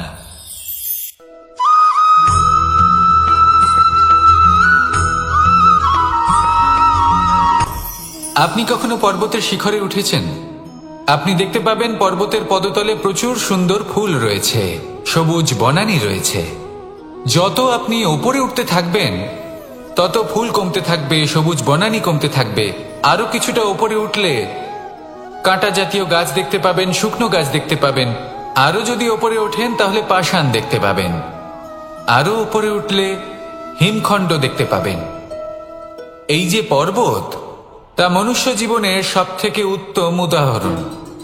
মানুষ যখন সাফল্যের শিখরে পৌঁছতে চান, মহানুভবতার শিখরে পৌঁছতে চান, পথে যত আস্তে আস্তে উপরে উঠতে থাকেন, ততই ভৌতিক বস্তু তার থেকে বিচ্ছিন্ন হতে থাকে। যদি তিনি সেই ভৌতিক বস্তুগুলি ত্যাগ না করতে পারেন, তাহলে কখনোই সেই স্থানে পৌঁছতে পারবেন না। আর মানুষ যদি উচিত ত্যাগ করতে পারেন, পথে অগ্রসর হতে থাকেন, এগোতে থাকেন, তাহলে একদিন না একদিন তিনি মহানুভবতার, জ্ঞানের, সাফল্যের হিমের স্বাদ অবশ্যই লাভ করবেন। মনে রাখবেন, মানব জীবনে ত্যাগ হলো অত্যন্ত গুরুত্বপূর্ণ অংশ। আসুন আমার সাথে ভালোবেসে বলুন, রাধা রাধা।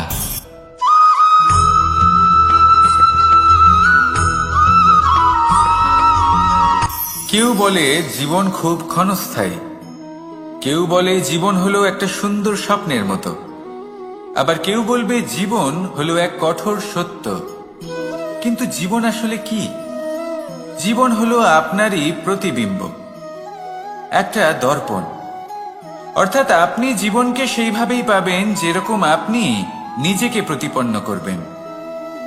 যদি আপনি দর্পণের দিকে তাকিয়ে হাসেন, তাহলে আপনি সামনে হাসি মুখী দেখতে পাবেন।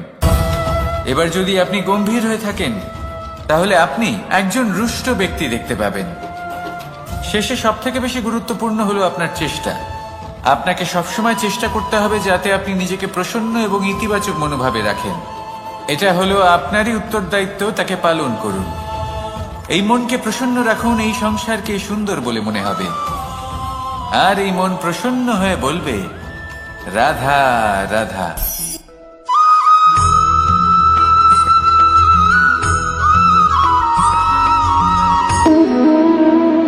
সম্পর্ক হলো আমাদের জীবনের একটি আধার। কিছু সম্পর্ক এমন যা আমরা জন্মসূত্রে লাভ করি, যেমন পরিবার, মা, বাবা। কিছু সম্পর্ক আছে যা আমরা জীবনে অর্জন করে থাকি, তা সে প্রেমের হোক, স্নেহের হোক বা বন্ধুত্বের। এই সকল সম্পর্ক লাভ করার বা গড়ে তোলার 5টি ধাপ রয়েছে। প্রথম ধাপ, কোনো ব্যক্তির সাথে আলাপ হওয়া, তার সাথে কথা বলা বা তাকে দেখা। দ্বিতীয় ধাপ, সে ব্যক্তিকে আমাদের ভালো লাগা। তৃতীয় ধাপ, আমাদের এটা চাইতে শুরু করা যে জীবনে এই ব্যক্তি যেন আমাদের বন্ধু হন, আমাদের জীবনে থাকেন, বা আমাদের কাউকে ভালোবেসে ফেলা। আর এটা আমাদের ভাবা বা চাওয়া যে সেই ব্যক্তি যেন আজীবন আমার সাথে থাকেন, আমার জীবনে আমার সাথী হয়ে। চতুর্থ ধাপ, লাভ করা। এবার এই ধাপটি অনেক মানুষের পক্ষেই খুবই সরল হয়, বড়ই সরল ভাবে নিজেদের সঙ্গীকে লাভ করে থাকেন। কিছু মানুষের জন্য এই ধাপ অত্যন্ত কঠিন হয়ে থাকে। অনেক প্রতিকূল পরিস্থিতির উপর জয়লাভ করে তারা সঙ্গীকে লাভ করেন, কিন্তু লাভ অবশ্যই করেন। এরপরে আসে পঞ্চম, অন্তিম এবং সব থেকে গুরুত্বপূর্ণ ধাপ। সেটা হলো সেই সম্পর্ক পালন করা। এটা হলো এমন এক বিষয় যা প্রত্যেক মানুষের শেখা উচিত। যদি ব্যক্তি নিজের জীবনে সম্পর্ক রক্ষা করতে শিখে যান, তবে প্রত্যেক সম্পর্ক তার জীবনকে স্বর্গ করে তুলবে। আসুন আর আমার সাথে ভালোবেসে বলুন, রাধা রাধা।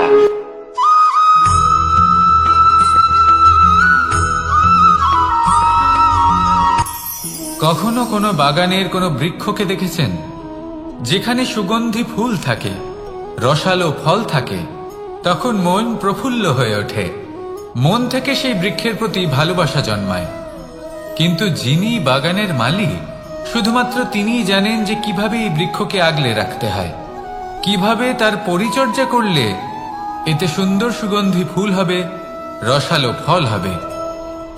কখনো কখনো প্রয়োজনের থেকে বেশি রোদ পেলে এই বৃক্ষগুলি শুকিয়ে যায়, প্রয়োজনের থেকে কম রোদ পেলেও এই বৃক্ষ কিন্তু শুকিয়ে যায়। প্রয়োজনের থেকে কম জল যদি পায়, এই বৃক্ষ শুকিয়ে যেতে পারে। প্রয়োজনের থেকে অতিরিক্ত জল যদি পায়, তখনও এই বৃক্ষের শিকড়গুলি নষ্ট হয়ে যেতে পারে। এবার এটাই কিন্তু আমাদের সংসারের সাথেও হয়। আমাদের সংসারের সকল প্রতিভাশালী ব্যক্তি, যেমন লেখক, বিচারক, প্রবক্তা, যোদ্ধা, এদের সবার ক্ষেত্রে এই কথাটাই প্রযোজ্য। যদি বেশি প্রশংসা করা হয়, তাহলেও এরা হারিয়ে যাবেন। প্রয়োজনের থেকে বেশি যদি নিন্দা করা হয়, তখনও তারা নত হয়ে পড়বেন।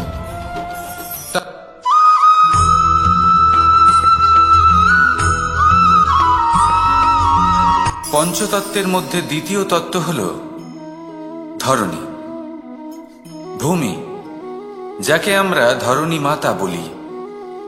এই ধরণী ধৈর্য ধারণ করে, আর এর উপরেই আমাদের সমগ্র সংসার নির্ভরশীল। কারণ এই ভূমি সহ্য ক্ষমতা রাখে, এর সহ্য ক্ষমতা হল অপরিসীম। সন্তান যতই আঘাত প্রদান করুক না কেন, প্রেম পূর্বক সহ্য করে, আর তার বদলে অমূল্য রত্ন প্রদান করে। সন্তান যদি হাল চালায় তাহলে তার বদলে তাকে অন্ন প্রদান করে। এটাই হলো ধরনী। এবার এর থেকে আমরা কি শিক্ষা পেতে পারি? এটাই যে কারোর জন্য কিছু করা বা কাউকে কিছু দেওয়া মনে কোনো কামনা ছাড়াই। আর এই কথাটা বুঝে যান, যদি কারোর জন্য কামনা না রেখে বা কোনো পাওয়ার আশা না রেখে কারোর জন্য কিছু করেন বা কারোকে কিছু দেন, যদি এটা আপনি শিখতে পারেন তবে আপনি ভালোবাসতে শিখে গেছেন। আর সেই জন্যই এই ধরিত্রীকে মাতা বলা হয়। কারণ মাতা শুধু উনি নন যিনি গর্ভে সন্তানকে ধারণ করেন, মাতা তো উনিও যিনি জীবন বাঁচতে শেখান, যিনি জীবন বাঁচার উদাহরণ প্রদান করেন। তাহলে ধরনীর থেকে এই নিঃস্বার্থ ভাব শিখুন, নিঃস্বার্থ ভালোবাসা শিখুন, আর এই ভালোবাসার সাথেই বলুন রাধা রাধা।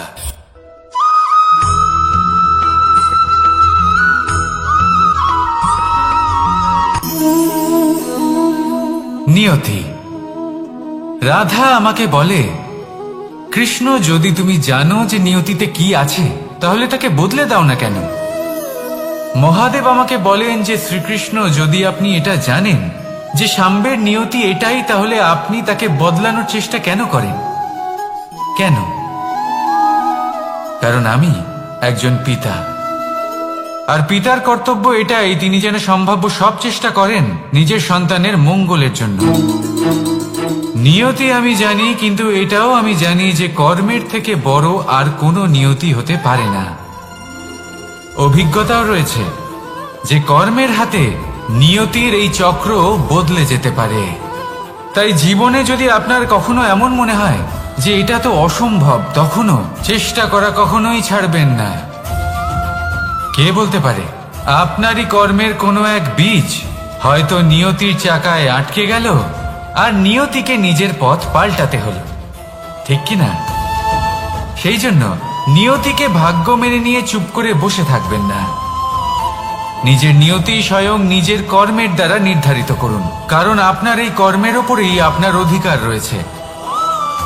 আর এই অধিকারকে নিয়তি অনেক সময় সম্মানও করে। তাহলে আসুন আর আমার সাথে ভালোবেসে বলুন রাধা রাধা।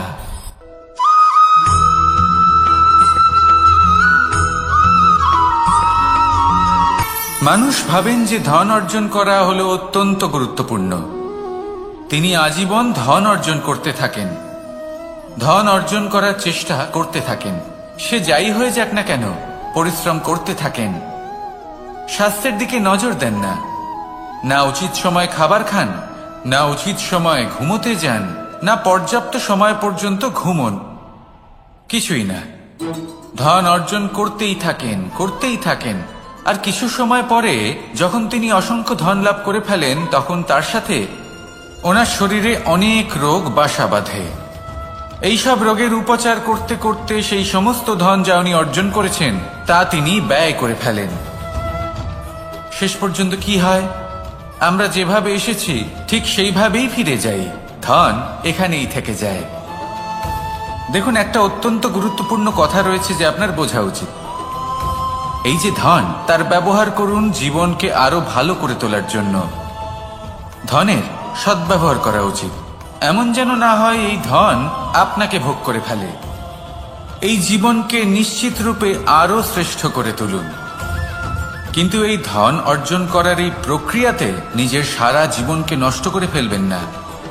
এই জীবন উপভোগ করতে শিখুন, আর আমার সাথে ভালোবেসে বলুন রাধা রাধা।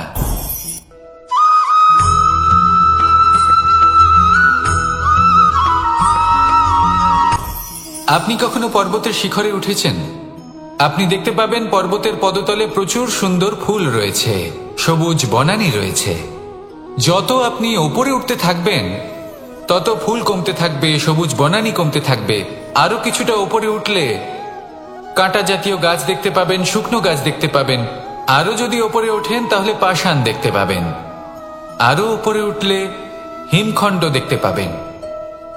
এই যে পর্বত, তা মনুষ্য জীবনের সবথেকে উত্তম উদাহরণ।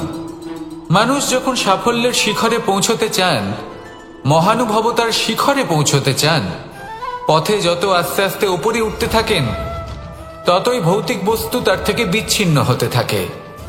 যদি তিনি সেই ভৌতিক বস্তুগুলি ত্যাগ না করতে পারেন, তাহলে কখনোই সেই স্থানে পৌঁছতে পারবেন না। আর মানুষ যদি উচিত ত্যাগ করতে পারেন, পথে অগ্রসর হতে থাকেন, এগোতে থাকেন, তাহলে একদিন না একদিন তিনি মহানুভবতার, জ্ঞানের, সাফল্যের হিমের স্বাদ অবশ্যই লাভ করবেন। মনে রাখবেন, মানব জীবনে ত্যাগ হলো অত্যন্ত গুরুত্বপূর্ণ অংশ। আসুন আমার সাথে ভালোবেসে বলুন, রাধা রাধা।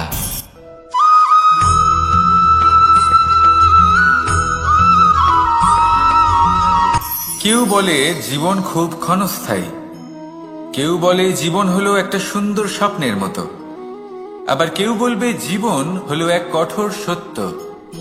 কিন্তু জীবন আসলে কি? জীবন হলো আপনারই প্রতিবিম্ব, একটা দর্পণ। অর্থাৎ আপনি জীবনকে সেইভাবেই পাবেন যেরকম আপনি নিজেকে প্রতিপন্ন করবেন। যদি আপনি দর্পণের দিকে তাকিয়ে হাসেন, তাহলে আপনি সামনে হাসিমুখী দেখতে পাবেন। এবার যদি আপনি গম্ভীর হয়ে থাকেন, তাহলে আপনি একজন রুষ্ট ব্যক্তি দেখতে পাবেন। শেষে সবথেকে বেশি গুরুত্বপূর্ণ হলো আপনার চেষ্টা। আপনাকে সবসময় চেষ্টা করতে হবে যাতে আপনি নিজেকে প্রসন্ন এবং ইতিবাচক মনোভাবে রাখেন। এটা হলো আপনারই উত্তরদায়িত্ব, তাকে পালন করুন। এই মনকে প্রসন্ন রাখুন, এই সংসারকে সুন্দর বলে মনে হবে। আর এই মন প্রসন্ন হয়ে বলবে, রাধা রাধা।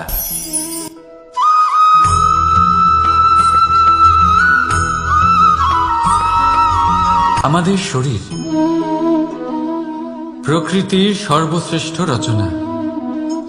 যে অঙ্গ প্রত্যঙ্গ আমরা লাভ করেছি, প্রত্যেকটির মধ্যে একটি নিজস্ব বার্তা রয়েছে।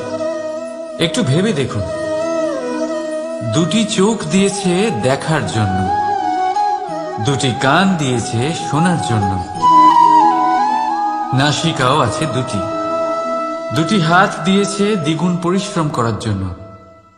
কিন্তু জীব শুধুমাত্র একটি, তার উপরেও তীক্ষ্ণ বলিষ্ঠ দাঁত দিয়েছে তার রক্ষার জন্য। কখনো ভেবে দেখেছেন কেন?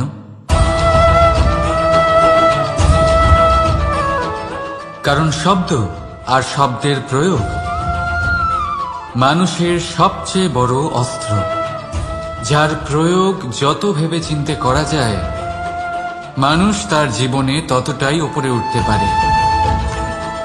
তাহলে মনে রাখুন, দেখুন, শুনুন আর বুঝুন বেশি, বলুন কম। রাধা রাধা।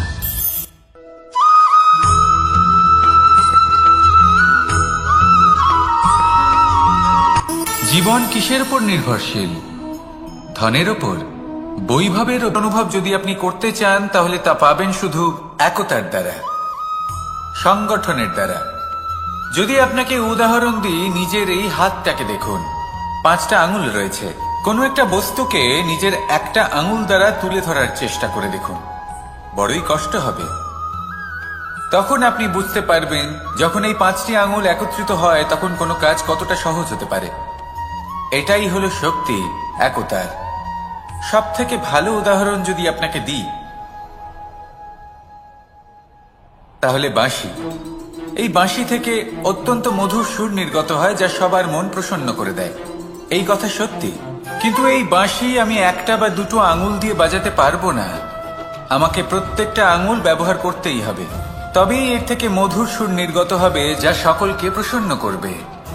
ঠিক কিনা?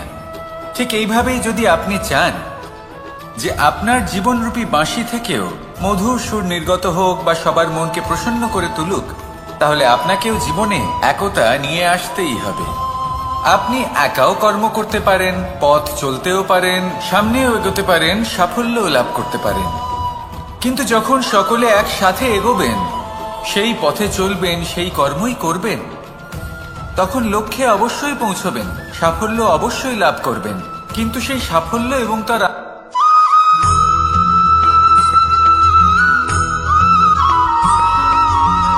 এই সংসারে সব থেকে বেশি কোমল বস্তু হলো রেশম। এই রেশম এতটাই কোমল হয় যে এর পুরো একটা থান শুধুমাত্র একটা হাতে ধরা সম্ভব। কখনো ভেবে দেখেছেন এই রেশম কিভাবে হয়? একটি কীট তার লালার দ্বারা উৎপন্ন হয়। এই কীট সেই রেশমকে পাক দিতে থাকে, পাক দিতেই থাকে আর আস্তে আস্তে তার মধ্যেই জড়িয়ে পড়ে। শেষে ওর এই সুন্দর অমূল্য সৃষ্টি রেশমের এই সুতো তার নির্মাণ কার্য পূর্ণ হয়, কিন্তু তাতেই ও নিজে বন্দী হয়ে যায়। নিজেরই মায়াজালের এই বন্দী গৃহে নিজেই ফেঁসে যায়।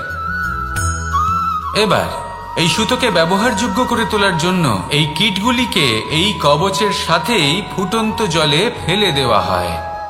এই সংসারে যদি আমাদের স্বপ্ন এই সংসারের দুঃখ হরণ করার জন্য, এই সংসারে সুখ বিতরণ করার জন্য হয়, তবেই আমাদের প্রগতি সম্ভব। যদি আমাদের এই স্বপ্ন শুধুই আমাদের এবং আমাদের স্বার্থ সিদ্ধির জন্য হয়, তাহলে এই স্বপ্ন আমাদের অন্ধ করে দেবে, আমাদের অন্ধকারের পথে নিয়ে যাবে, আর আমরাও সেই কীটের মতো হয়ে যাব। নিজেদেরই মায়াজালে আমরা নিজেই ফেঁসে যাব, আর শেষে আমরা যদি কিছু লাভ করি তা হবে একাকিত্ব, অন্ধকারময় মৃত্যু। তাই স্বপ্ন অবশ্যই দেখুন, কিন্তু এমন ভাবে স্বপ্ন দেখবেন না যে তার এই বন্দিগৃহে আপনি নিজেই ফেঁসে গেলেন। স্বপ্ন দেখুন পরোপকারে।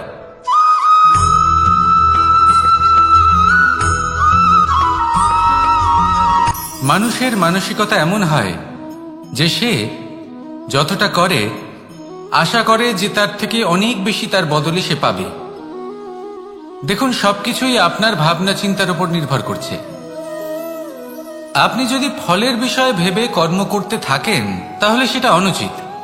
জীবনের আসল আনন্দ হলো নিজের কর্ম করতে থাকা, ফলের চিন্তা করা উচিত নয়।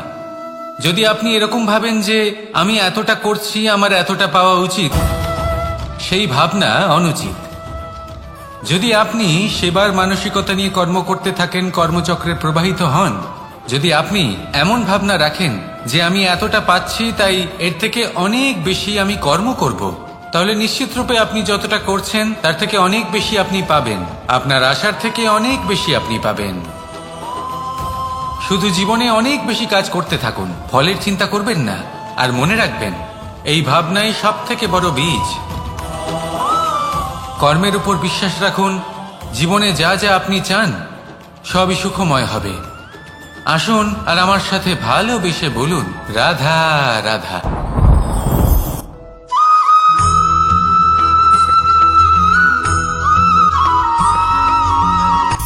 সূচের শেষে একটি ছিদ্র থাকে যার দ্বারা আমরা এই সুতো পরাতে পারি, আর তারপর সূচের সাহায্যে এই সুতো দিয়ে বস্ত্র সেলাই করা যায়। কিন্তু যদি সুতোটা সোজা করে ধরা না হয় তাহলে সূচে কখনো এই সুতো পরানোই সম্ভব নয়। যদি এতে কোনো গিঁট পড়ে তখন তা কখনোই এই ছিদ্র দ্বারা প্রবেশ করা সম্ভব নয়। ঠিক এইভাবেই যদি আপনি কারোর জীবনে প্রবেশ করতে চান, কারোর অন্তরে প্রবেশ করতে চান, তাহলে আপনাকেও সহজ থাকতে হবে। এতে কোনো গিঁট থাকলে চলবে না, অর্থাৎ মনে যাতে কোনো মালিন্য না থাকে, যেন কোনো কুচিন্তা না থাকে। যদি এসব থাকে তাহলে আপনি কখনো কারোর জীবনে প্রবেশ করতে পারবেন না। আর যদি কোনোভাবে আপনি প্রবেশ করেও যান তাহলে তার মনে ঘর করতে পারবেন না। নিজেকে এই সুতোর মতন করে তুলুন, সহজ। মনে যেন কোনো কুচিন্তা না থাকে, সবার প্রতি যেন সদ্ভাবনা থাকে, শুভ চিন্তা থাকে। এমনটা করতে থাকুন। এমন একটা দিন আসবে যেদিন এই সমস্ত সংসারের ব্যক্তির মনে আপনি বাস করবেন, আর তখন এই মন প্রসন্ন হয়ে বলবে, রাধা রাধা।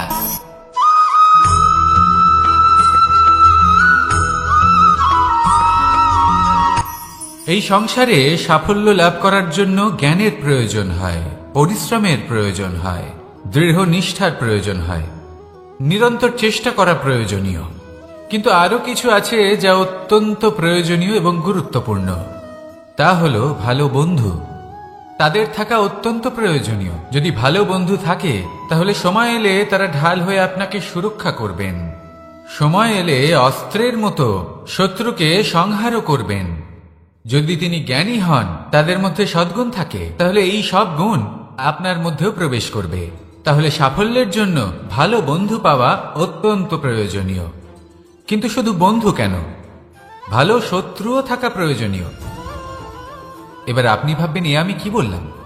যদি আপনার জীবনেও ভালো অর্থাৎ শক্তিশালী শত্রু থাকে, তাহলে আপনিও শক্তিশালী হতে থাকবেন। এই শত্রু আপনাকে প্রেরিত করবে আরো বেশি শক্তিশালী হয়ে ওঠার। কখনো কোনো হরিণকে দেখুন, তীব্র গতিতে দৌড়তে থাকে। কেন তীব্র গতিতে দৌড়য়? এই কারণে নয় যে কোথাও তার জন্য মধুর ঘাস অপেক্ষা করে রয়েছে, না। সে এই কারণে তীব্র গতিতে দৌড়য় কারণ সেটা না করলে তার পেছনে একটি সিংহ আছে যে ওকে নিজের ভোজন করে ফেলবে। তাই জীবনে বিপদ, সংকট, এই সবকিছুও হলো অত্যন্ত গুরুত্বপূর্ণ। তার সম্মুখীন হতে শিখুন আর আমার সাথে ভালোবেসে বলুন, রাধা রাধা।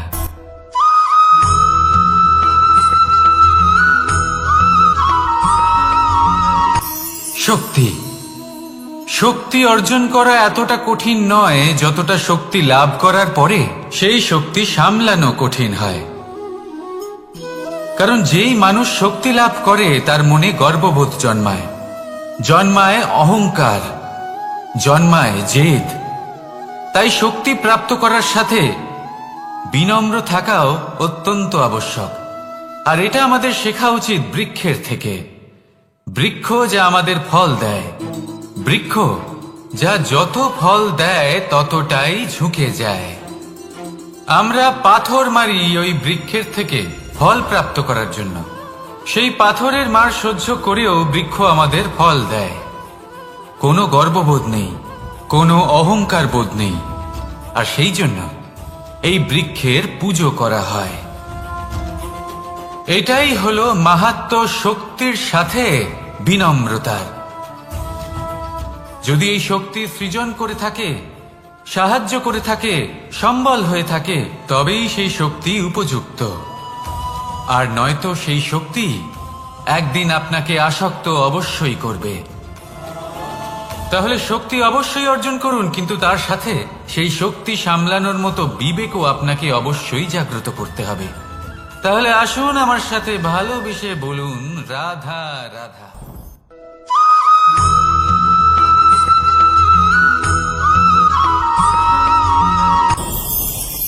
ভয়ের সাথে আমরা সবাই পরিচিত, কষ্টও আমরা সবাই পেয়েছি।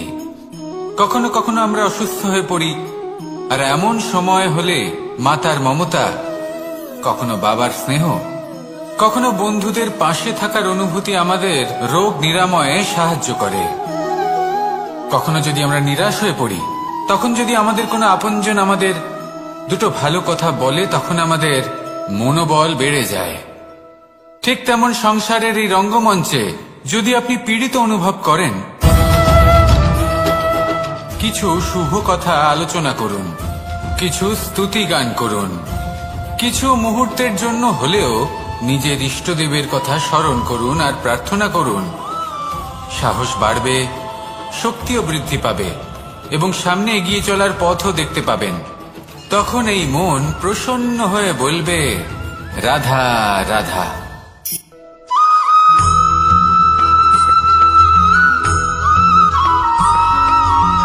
এই সংসারের সব থেকে গুরুত্বপূর্ণ তত্ত্ব কোনটা? প্রথম হলো সময়। জন্ম থেকে মৃত্যু পর্যন্ত এই যে সময়, এটাই তো হলো জীবন। দ্বিতীয় হলো জীবন, যাতে আমরা সময়ের সদ্ব্যবহার করি, শ্রেষ্ঠ থেকে শ্রেষ্ঠতর কাজ করার চেষ্টা করি। বহু বছরের এই পরম্পরা, এই সংস্কৃতিকে এগিয়ে নিয়ে যাওয়ার চেষ্টা করি। এই সংসারে আমরা অংশগ্রহণ করতে চেষ্টা করি। তৃতীয় হলো ধন, সেই ধন যা প্রত্যেক ব্যক্তি অর্জন করতে চেষ্টা করেন। এবার এই তিনটি তত্ত্বের মধ্যে একটা সামঞ্জস্য আছে, সমান ব্যাপার আছে। সে ধনই হোক বা সময় হোক বা হোক জীবন। আর সেই সমান ব্যাপার হলো যে যদি আপনি এটা গণনা করতে থাকেন তাহলে তা কমতে থাকে, যদি আপনি এটা ব্যবহার করেন তাহলে তা বাড়তে থাকে। একে সংগঠিত করে রাখতে চেষ্টা করলে এ হাত থেকে ফসকে যায়। কিন্তু যদি আপনি একে সামলে রাখতে শিখে যান, তাহলে এমন কাজ করবেন যাতে সংসারের সাথে সাথে পরবর্তী প্রজন্ম লাভবান হবে। যদি কিছু শিখতে চান তাহলে সামলাতে শিখুন, গণনা করা বা সংগঠিত করা নয়। আসুন আর আমার সাথে ভালোবেসে বলুন, রাধা রাধা।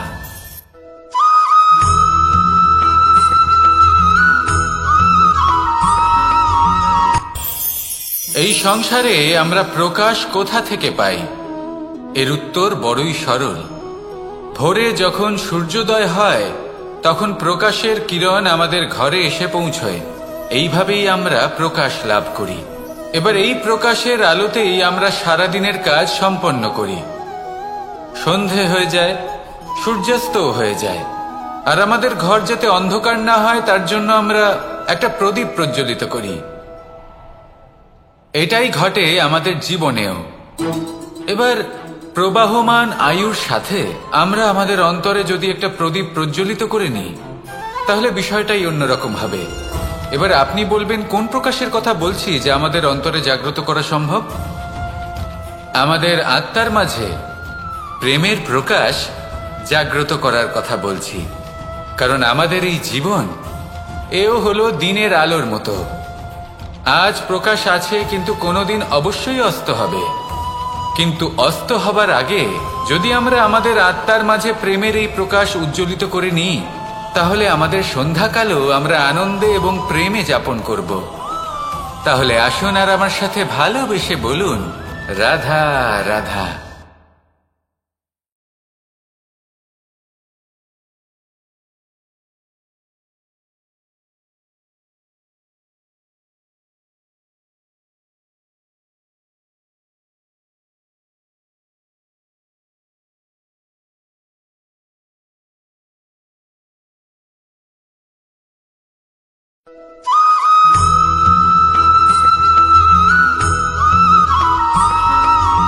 আমাদের শরীর প্রকৃতির সর্বশ্রেষ্ঠ রচনা। যে অঙ্গ প্রত্যঙ্গ আমরা লাভ করেছি, প্রত্যেকটির মধ্যে একটি নিজস্ব বার্তা রয়েছে। একটু ভেবে দেখুন, দুটি চোখ দিয়েছে দেখার জন্য, দুটি কান দিয়েছে শোনার জন্য, নাসিকাও আছে দুটি, দুটি হাত দিয়েছে দ্বিগুণ পরিশ্রম করার জন্য। কিন্তু জীব শুধুমাত্র একটি। তার উপরেও তীক্ষ্ণ বলিষ্ঠ দাঁত দিয়েছে তার রক্ষার জন্য। কখনো ভেবে দেখেছেন কেন?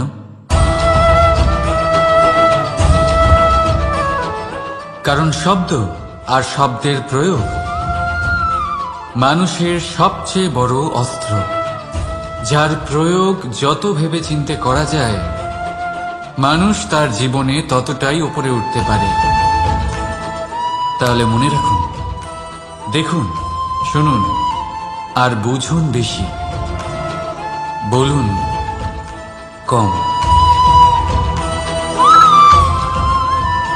রাধা রাধা।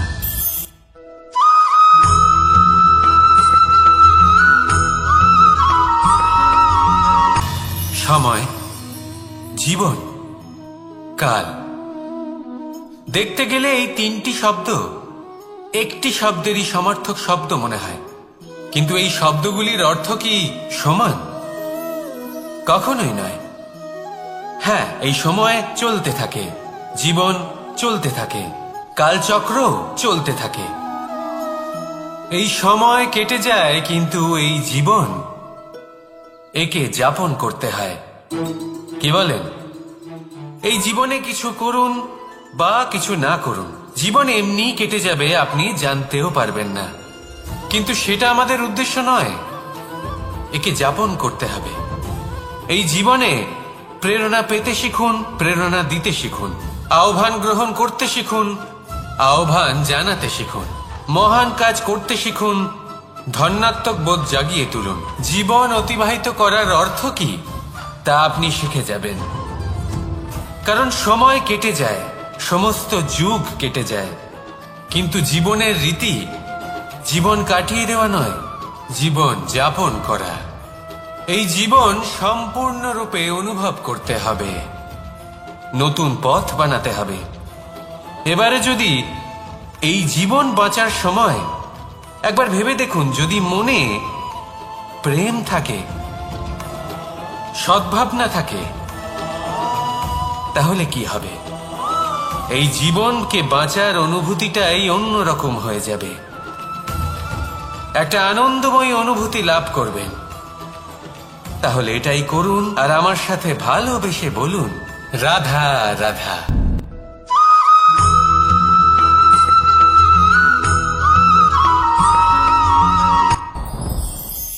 সাথী। সাথী এই শব্দটির ব্যাখ্যা কে কিভাবে করে? মিত্র, সখা, বন্ধু। কিন্তু অর্থ একটাই, তিনি যিনি আপনার সঙ্গী হন আর তিনি যার সাথী আপনি হন। এবার সব থেকে বড় প্রশ্ন হলো এটাই যে তিনি কে হতে পারেন যাকে আপনি আপনার সাথী বলে মেনে নিতে পারেন, নিজের সখা, নিজের মিত্র, নিজের বন্ধু মেনে নিতে পারেন। আপনার সাথী হলেন তিনি যিনি দুঃখের সময় আপনার পাশে থাকবেন, আপনার হাত ধরে থাকবেন। আপনার সাথী হলেন তিনি যার হাত আপনি নিজের সুখের দিনে ধরে থাকবেন। সেই সাথীরই হাত ধরুন যিনি দুঃখে সবসময় আপনাকে সাহায্য করার জন্য তৎপর হয়ে থাকেন, আপনার পাশে থাকেন, আর যাকে সুখের দিনে আপনি আপনার সাথে রাখতে পারেন। আর যখন আপনার সাথে আপনার এই সাথী থাকবে, তখন আপনি এটা বুঝবেন যে যখন জীবনে দুঃখ আসে তখন এই দুঃখ কমে যায়, সবার মধ্যে ভাগ হয়ে যায়। আর যদি তখন সুখ আসে তাহলে সেটা সবার উপস্থিতিতে আরো বেড়ে যায়। এটাই হলো প্রেম, এটাই হলো ভালোবাসা, এটাই হলো সঙ্গ। যেমন সম্পর্ক আমার আর রাধার মাঝে। তাহলে আসুন আর আমার সাথে ভালোবেসে বলুন, রাধা রাধা।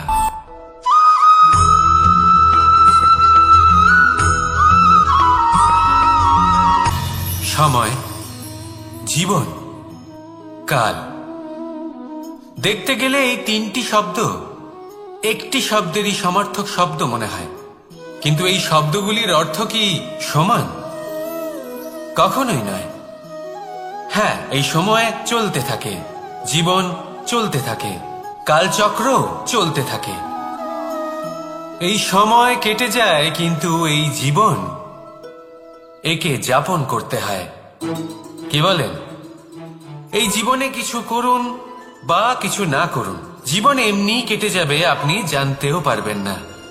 কিন্তু সেটা আমাদের উদ্দেশ্য নয়, একে যাপন করতে হবে।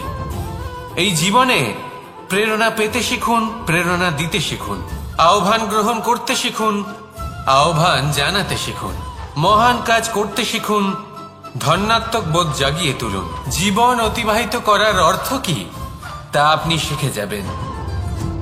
কারণ সময় কেটে যায়, সমস্ত যুগ কেটে যায়, কিন্তু জীবনের রীতি জীবন কাটিয়ে দেওয়া নয়, জীবন যাপন করা। এই জীবন সম্পূর্ণরূপে অনুভব করতে হবে, নতুন পথ বানাতে হবে। এবারে যদি এই জীবন বাঁচার সময় একবার ভেবে দেখুন, যদি মনে প্রেম থাকে, সদ্ভাবনা থাকে, তাহলে কি হবে? এই জীবনকে বাঁচার অনুভূতিটাই অন্যরকম হয়ে যাবে, একটা আনন্দময় অনুভূতি লাভ করবেন। তাহলে এটাই করুন আর আমার সাথে ভালোবেসে বলুন, রাধা রাধা।